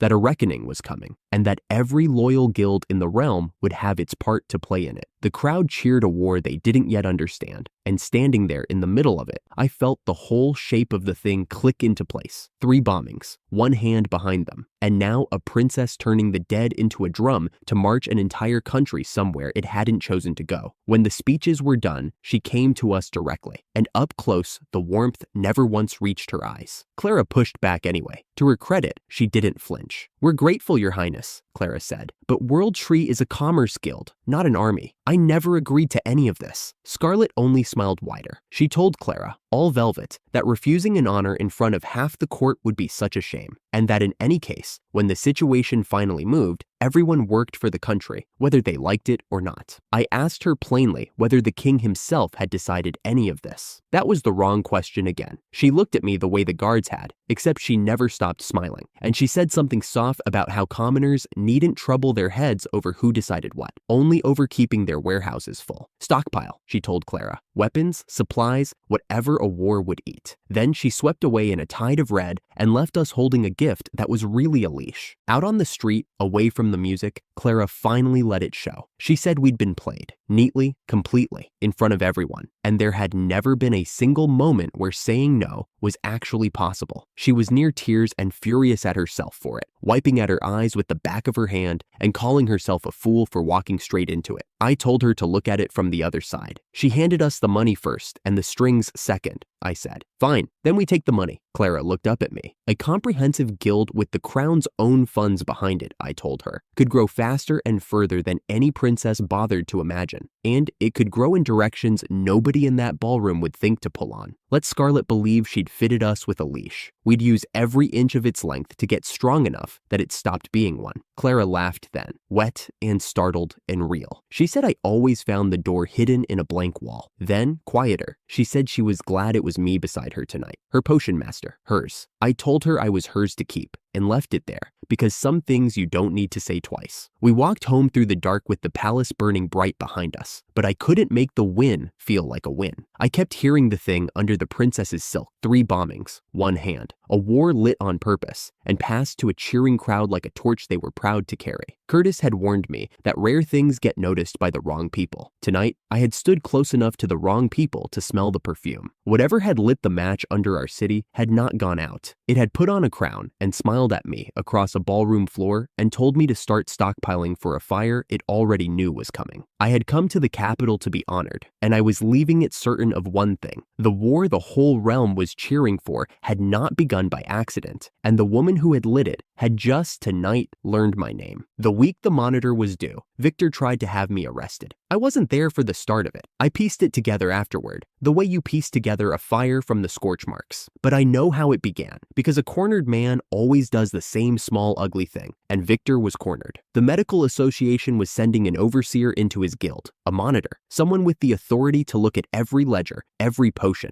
every decision he'd made. And if the man didn't like what he found, he could pull Victor's license and take the whole guild out from under him. Victor had a week, and instead of cleaning his own house, he decided the smart move was to make me the villain before the monitor ever arrived. So he sent his young doctor to dig. Kyle went out and asked around and came back with a prize, or what Victor decided to treat as one, that during the bombing, when the wounded were laid out across the World Tree floor by the 100, I had performed magic surgery, healing work that, by the letter of the law, needs a license I don't hold. Kyle laid it out proudly, the way you report something to a man who pays for good news. Victor lit up. He'd found his weapon, a potion maker playing at surgeon, unlicensed, hands inside dying people. Never mind that the people lived. Never mind the reason. He wanted the crime, not the truth. He needed a witness, so he went to Zach, who'd worked that floor beside me. Zach couldn't stand the man and said so, but Victor asked a plain question. Had I done magic surgery that night? And Zach, not seeing the trap under it, said yes. That was all Victor needed. One honest yes, twisted into a rope. He put on his good coat, he gathered his papers, and he walked into the Capitol to report the man who'd saved the city, smiling the whole way like he'd already won. Drake was expecting an apology. He was the president of the whole medical association,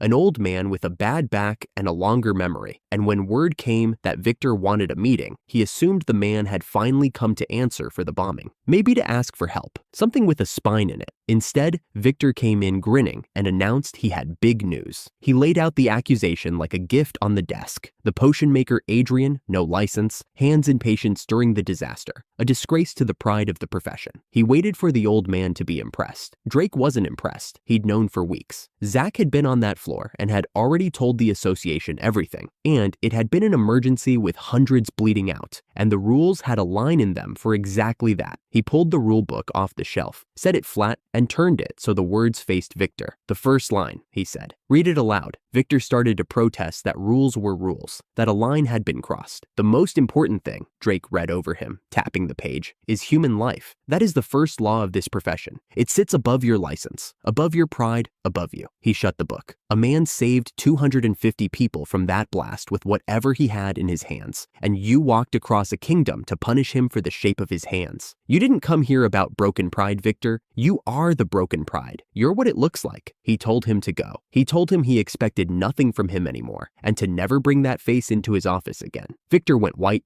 then red. On his way out, he swore, low and shaking, that the chair Drake sat in would be his one day. Then the door closed on him. Drake rubbed his back and sat a long moment, uneasy. A man that hollow, that certain he was wronged, doesn't stop. He just finds a smaller, meaner thing to do next. The monitor arrived 2 days later, and his name was Grant Docker. 20 years he'd done the job. He walked in with a plain coat, a ledger, and a pair of eyes that counted a room before he'd finished shaking your hand. He introduced himself politely enough. Victor answered by informing him that this was his guild, his floor, and a clerk from headquarters didn't get to give him orders. Grant didn't raise his voice. That tone goes in the record too, he said, opening the ledger. I'd correct it if I were you. Then he simply watched, and watching was all it took. He saw a guild full of potion makers whose skill sat far lower than it should. Men and women, hired good and left to rot. He drifted over to one of them and asked for the honest answer, not the careful one. The honest answer came out in a rush. Victor never listened. Victor didn't understand the work and wouldn't be told, forced his own wrong methods over theirs, treated a potion maker's word like dirt on his shoe. Once the first first one spoke, the rest followed, and the whole poisoned mood of the place came up like water from a cracked floor. Grant turned back to Victor with all of it written down. "Nobody speaks up in here," he said, "because you built a room where speaking up gets punished. That's not their failing. It's yours." He let the pause sit. "Keep treating your own people like that, and the license comes off. I've pulled them for less." Victor sputtered that he'd never heard a single complaint. Of course he hadn't. That was the whole point, and he couldn't even see it. Grant closed the ledger and thought his own private thoughts. 20 years of this, and he was tired of being the man who inspected other men's guilds. And here in front of him sat a rotten one, in a good building, run by a fool who was one bad week from losing it all. A competent hand could do something with a place like this. He filed the idea away and kept looking for the rest of the rope. While all of that was closing around Victor, I was standing in the sun looking up at something that didn't exist a month before. They'd finished rebuilding World Tree. The Crown's money and a crew of magic-worked carpenters had put up a hall 5, maybe 10 times the size of the little place the bombing had taken from us. Fresh stone, tall doors, our name cut over the top of it. Wendy stood beside me with her head tipped all the way back, gaping. "It's enormous," she breathed. "Is the work going to be even harder now?" "Probably," I told her, "but we've got room to do it in." Zach came out through the big doors to meet us, and there was something new in the way he carried himself. He wasn't a broken rival anymore, slumped in a failing hall. He was head of our medical department now, a whole arm of the guild, his to run. The debt he owed long since turned into a place to stand. He clapped my shoulder and told me the guild had grown up. We weren't a little commerce shop trading fruit anymore. To be counted as a comprehensive guild, you had to run an adventurer branch, hold several departments under one roof, and stand as the biggest guild in the town. And now we were all three: medicine, alchemy, magic tools, a monster farm, an adventurer hall of our own. I asked after Clara, half worried she was drowning in it. Zach laughed and said she was upstairs meeting her new department heads and holding her own just fine, and that I should stop trying to carry her. She wasn't as fragile as I kept deciding she was. Then he tilted his head and said the thing that stuck with me. With an adventurer branch now, a man like me could register, go out, chase down the rare materials nobody could buy at any price. The kind of ingredients that might, one day, be the thing that finally healed Emily. I hadn't thought of it that way. Standing there in the new light, I let myself think about it, really think for once, instead of just working. For a year, every good thing I'd built had been aimed at one wall I still couldn't get over. The ingredients to fix my sister for good weren't for sale anywhere, at any price. You couldn't buy them. You had to go and take them out of places that killed people who went looking. I'd told myself that was somebody else's line of work, but an adventurer branch changed the shape of the problem. It meant the road out of my own front door could run all the way to the thing I actually needed, and I'd be the one walking it. A year ago, I'd been thrown out a guild door for being worthless, with nothing but a satchel of trash roots and a sister getting thinner in a back room. Now, I had a whole hall with my name cut over it, and a way out of it that led somewhere I'd only ever let myself want in the dark. Victor's last morning at the guild, he took the long way in to avoid Grant Docker. He grumbled the whole detour about a man robbing him of his own authority. He still thought the worst thing happening to him was the inconvenience. Grant was waiting on the floor. Kyle stood off to one side. Rachel stood off to the other. Neither of them moved toward him. That should have told Victor everything, but he never could read a room. Grant didn't drag it out. "You're finished here," he told him. "Today, you're removed as guildmaster." Victor's voice climbed. He demanded to know where a clerk got the right. Grant answered that the right came straight down from the association's own head, and that the paperwork was already signed. And then, with the whole floor gone still to listen, he laid the real thing on the table. 250 people came through these doors the night of the bombing, Grant said. Wounded, but alive. Savable. You had the potions in this building to hold them until they could be treated properly. He set an empty bottle down between them, gentle, like it weighed something. Instead, you handed out the cheapest, weakest grade on your shelves. A bottom grade G, water with a color in it. 235 of those people died who did not have to.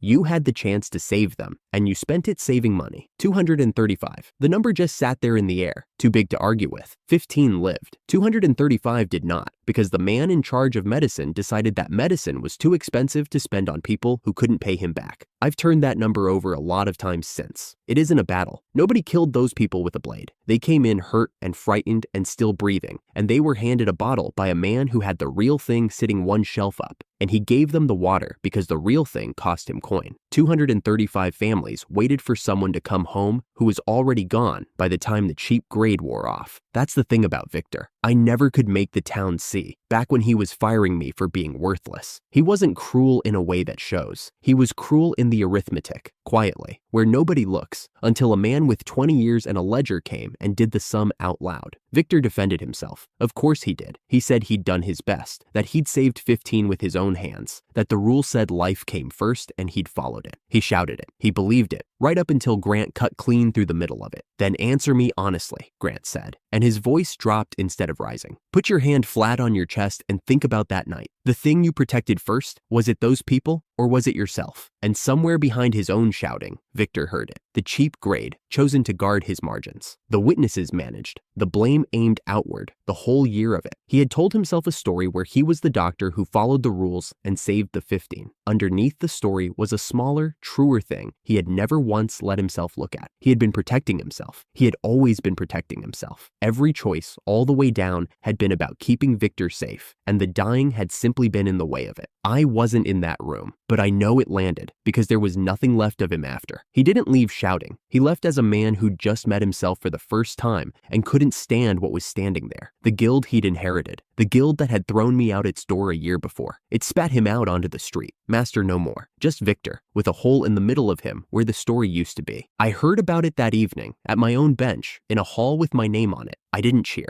I thought I would, and I didn't. For a year, that man had been the weight I measured everything against. The door that shut on me, the reason my sister went another season without her cure. The smiling proof that being right doesn't pay if the wrong man holds the seat. And now the seat had him by the collar and thrown him out into the road. And all I felt was a strange, level quiet. Because it wasn't finished. Not really. He was disgraced, ruined, cast out, but nobody had answered for the 235 yet. Not the way that number deserved. And the guild he'd run was leaderless now. The master's chair that had once decided a man with 3 useless skills wasn't worth his wage was sitting empty, and more than one hand was already reaching for it. Grant Docker had designs of his own. I could feel that much from a room away. I set down the potion I was holding and looked at the new walls around me, the ones the crown built me to keep me on a leash. Funny, how a leash and a road can be the same length of rope. The chair that threw me out a year ago was empty now, and for the first time, nobody in that guild was sitting in it. I wasn't there yet, but I already knew which way the room was turning. And this time, when a door opened, it was going to open toward me. The clerk stamped my card before I'd finished explaining why I wanted one. I hadn't come to the Adventurer Guild to hunt anything. I'd come for a small rectangle of engraved metal, an identity card. Commoners couldn't get one any other way. Nobles were handed theirs at birth. The rest of us had to earn the right to be officially somebody. And adventurer registration was the door. Clara had told me not to worry about it. She'd said a man who put down the spy who tried to burn the capital had nothing left to prove to a receptionist. I'd told her I still felt like I was borrowing someone else's reputation. The woman behind the counter was a first-class receptionist named Nina, small mole near one eye, a smile that had already decided it liked me. She slid the finished card across the wood and asked if there was anything else I needed today. Hero. Is that really all of it? I asked. I'd expected a test, a form, a fee, at least a raised eyebrow at a potion mixer registering with no armor on. She rested her chin on her hand and looked at me like I was being adorably slow.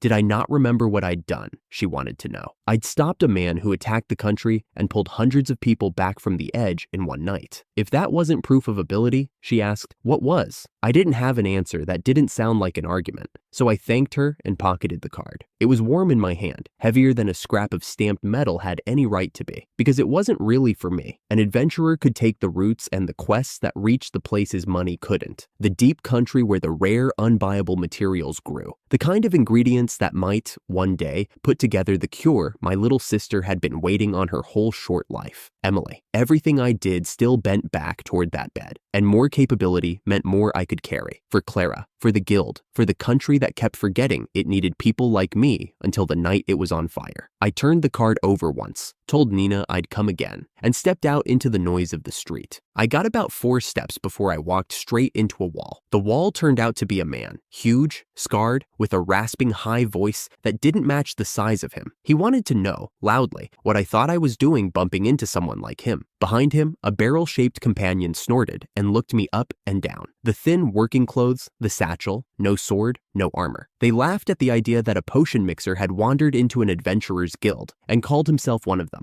All alone, too. What a joke. I told them, calmly, that I was a potion master and asked if there was something they actually needed. That only made it funnier to them. The big one pushed his chest out and announced himself with a title he'd clearly given himself. Some berserker's name meant to make me flinch. I was tired, and I did not flinch, and that annoyed him more than fear would have. Then the crowd behind them went quiet, the way a crowd does when something with authority walks into it. Adrian. Julia's voice cut straight through the market noise. She came up the steps in her scuffed white armor, white hair cropped short. Hero's eyes gone flat and cold on the two men in front of me. She looked them over the way you'd look at something on your boot. And these two are what exactly? Please tell me they're not friends of yours. They bumped into him and thought it was funny, Rebecca said, drifting up on Julia's flank with her hat tipped back and a spark already crawling along two of her fingers. She smiled at the thugs the way you smile right before a spell goes off. You really do live in a fog, don't you? Do you have any idea who you just laughed at? The big man started to bluster. Curtis didn't raise his voice at all. The sage stepped in beside Julia, calm as still water, and set the record straight in one line. This is no ordinary potion mixer, he said. This is the man who saved the capital the night of the bombing. Hundreds of people are alive because of him. You owe him more than an apology. The word bombing landed on the two of them like cold water. I watched it happen, the swagger draining out of the big man's face, his companion's mouth working with no sound. And then, right there on the crowded steps, both of them went down onto their knees on the stone. The berserker's rasp cracked. He begged me to forgive him. His mother and his little sister had been in the capital that night, he said, near the blast, and they'd come home alive, and he'd never known the name of the man who'd made that happen until this exact moment. And it was him. It was me, and he was so sorry he could barely get the words out. I crouched and took him by the arm and got him back on his feet, because a grown man weeping on his knees in the street is nobody's idea of justice. I told him it was fine, and to go home and look after them. That was all any of it had ever been for. He gripped my hand in both of his and swore that if I ever needed anything at all, I only had to say his name. Standing there with a stranger's gratitude crushing my fingers, I thought of all things, about my own family, about one narrow bed at home,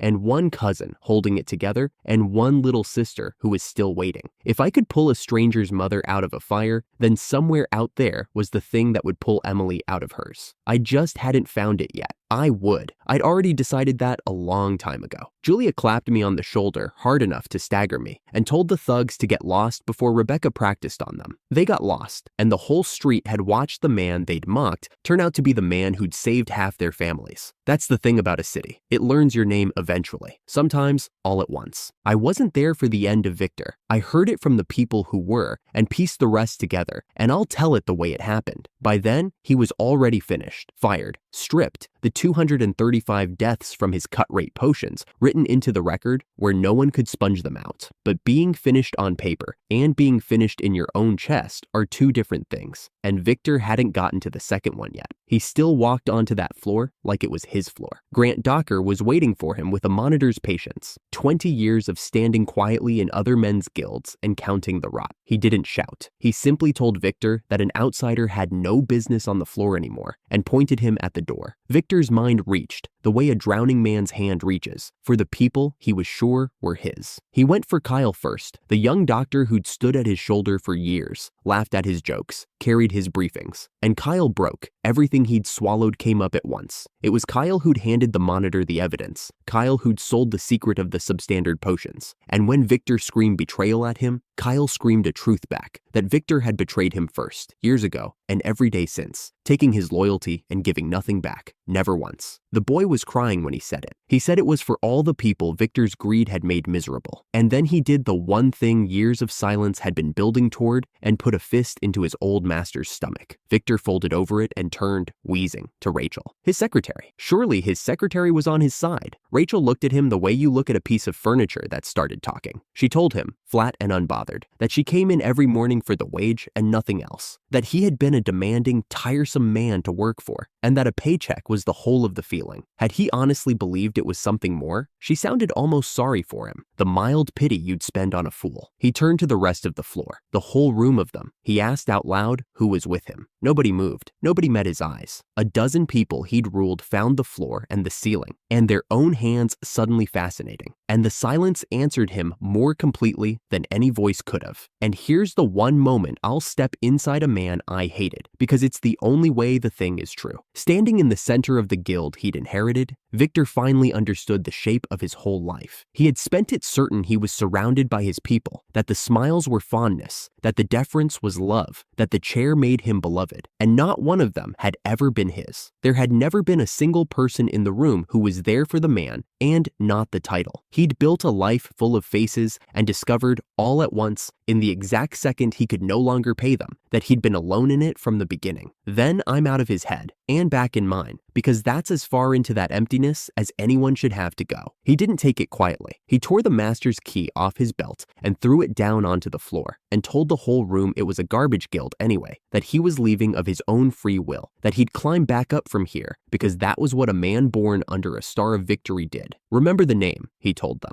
on his way to the door. Grant Docker watched him go and said, dry as chalk, that a man that far down calling it a choice had no sense of taste at all, and that the only thing sinking in that building was Victor himself. The door banged shut behind him, and for the first time in longer than anyone on that floor could remember, the master's chair of the Silver Cross Medical Guild had nobody in it. I walked in an hour later, and I'll be honest, my legs weren't entirely steady. The last time I'd stood on this floor, a man had pointed at me and called me a murderer to a room that wanted to believe him. Before that, on a morning I would carry to my grave, they'd told me a mixer with 3 useless skills wasn't worth the coins they were already underpaying me, and to take my satchel and get out. It had been my sister's birthday. I'd had no gift for her. I'd walked out of this exact room with a box of roots they'd thrown in the trash and nothing else. And I had promised myself I would never let a place like this decide my worth again. Now the association wanted a master for a guild that had none, and every finger in the room was pointing the same direction. Grant Docker was the one holding the seat, and by rights, it could have been his. He'd earned it. He'd found the rot, cut it out, run the place clean for the association while they decided what came next. He'd told people, quietly, that he liked this good building. But when I came through the door, he looked at me for a long moment, and something in his auditor's face did the arithmetic and came out the far side almost amused. He didn't want it, he told the room. Not really. 20 years he'd spent walking into other men's guilds and finding the same disease. And the last thing a man like that wants is to be handed the disease permanently and told to love it. What the association wanted was competence in the chair. And the competence, he said, had just walked in on its own 2 feet. The potion master this guild had thrown in the gutter, the one whose skill the whole scandal had proved the second it was gone.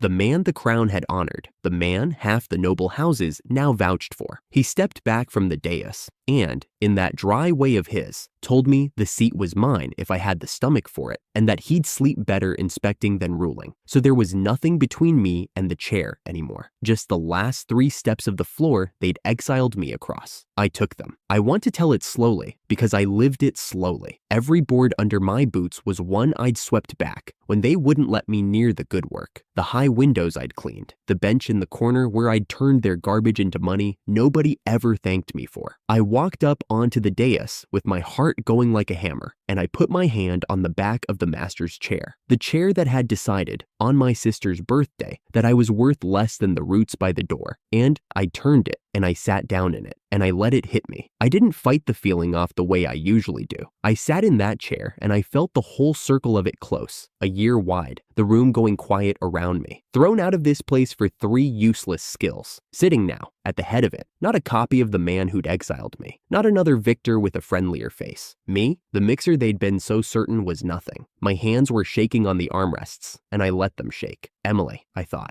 only that. If you could see where your brother is sitting. I'd walked out of here with nothing for your birthday, and I've been climbing back toward you ever since. And I'm closer now than I have ever been. Hold on a little longer. Your brother's got a chair now. He's going to use it. The light came through the tall windows and lay across the floor I used to sweep. And for one full breath, I just let myself be a man who had finally arrived somewhere. Then I set my hands flat on the desk and got to work. There was a guild to fix. Kyle reached me first, of course. He came up the floor beaming, hand out, already talking about how well we'd worked it, how he'd gotten the evidence, how he'd handed Victor to the monitor, how the two of us had brought the old master down together. He was fitting himself for a promotion before he'd finished the sentence. His old boss's second chair, maybe, my right hand. What exactly do you think is happening here? I asked him. I stood up. Kyle, you're expelled too. Clear your bench. The beam fell right off his face. He protested. It wasn't fair. He'd helped me. I'd promised him a place if he brought me something decisive against Victor. I let him get all the way to the end of it before I answered. I told him I had never promised him a thing. And even if such a promise had existed, he ought to think about what he was really asking me for. He'd spent years at that man's shoulder and then sold him the instant the ship began to tip. Maybe the man deserved selling. That wasn't the point. The point was that only a fool keeps someone beside him whose one proven talent is turning on whoever he serves the second it pays. Nobody puts a knife like that against his own back on purpose. He didn't have an answer either. He left the way people leave when the thing they counted on turns out never to have been there. Then I looked at the rest of them. The noble staff, the well-born, well-connected, comprehensively useless people who had run the potion rooms into the ground and stood by clapping while Victor poisoned the city with bottom-grade bottles to guard his margins. They were already looking nervous. You're dismissed too, all of you, I said. That got a noise out of them. Outrage, mostly. The particular outrage of people who've never once been told no. One of them actually said it out loud, that this made them no better than the potion mixer who'd been thrown out before, that it was miserable, that nobles ending up like some mixer was beneath them. I let that sit in the air a second. Then I told them the truth, plainly, from the chair. You never once thought about the people underneath you, I said. The mixers, the cleaners, the ones who haul the crates and scrub the floors and keep the whole thing standing while you take the credit. You treated them like they were nothing, right up until the day the guild couldn't run without them, and you all found out you couldn't do their jobs. Ours is work that gets thanked more than almost any other, which is exactly why you can never, ever forget to be grateful. You forgot, so you can go. They went. Loudly, but they went. Rachel started to gather her things with them. Not you, I said. Stay. She stopped, honestly puzzled, and asked why. She'd served Victor to the end. Why would I keep the last man's secretary? And that was precisely the reason. I told her I'd heard how she'd talked to Victor when his power fell off him. She hadn't lied to flatter him, and she hadn't kicked him on his way down either. She'd been loyal to the office of guildmaster, not to the man who happened to be warming the chair,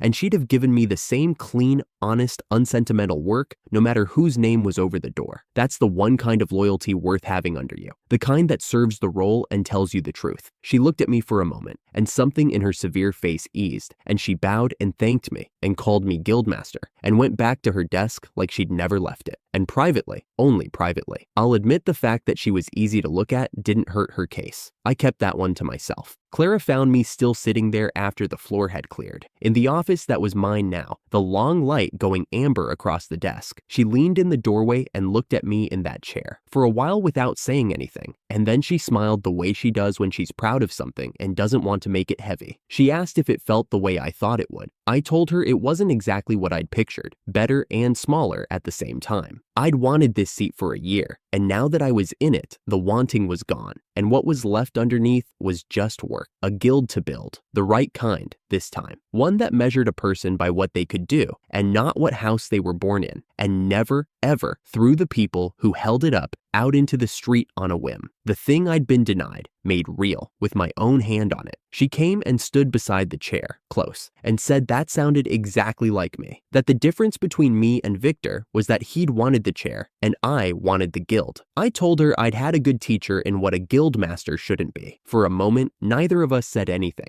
and I let myself have that too. The quiet, her shoulder near mine. The day's long gold on the floor I used to sweep. But I've never been able to sit in a finished thing for long, because nothing is ever quite finished. Emily was still in that narrow bed at home, eased, not cured, the cure still out there somewhere in the deep country where only a registered card could take me. And now I had the card and the standing, and a whole guild's worth of reach to go and find it. That road was open. I meant to walk it. And further out, past all of it, there was the Red Princess, and her smile that never touched her eyes, and the war she was quietly stitching together with Crown Gold and other people's sons. Scarlet hadn't finished her work either. Somewhere over the horizon, that storm was still building, and one day, it was going to come looking for the country I'd twice now bled to save. I looked at the light on the floor, and at Clara beside me, and I let myself feel, for one honest breath, like a man who had finally won something. Then I turned the chair toward the window and the long road past it, A year ago, they'd opened a door and thrown me through it. I'd promised myself that the next door would open the other way.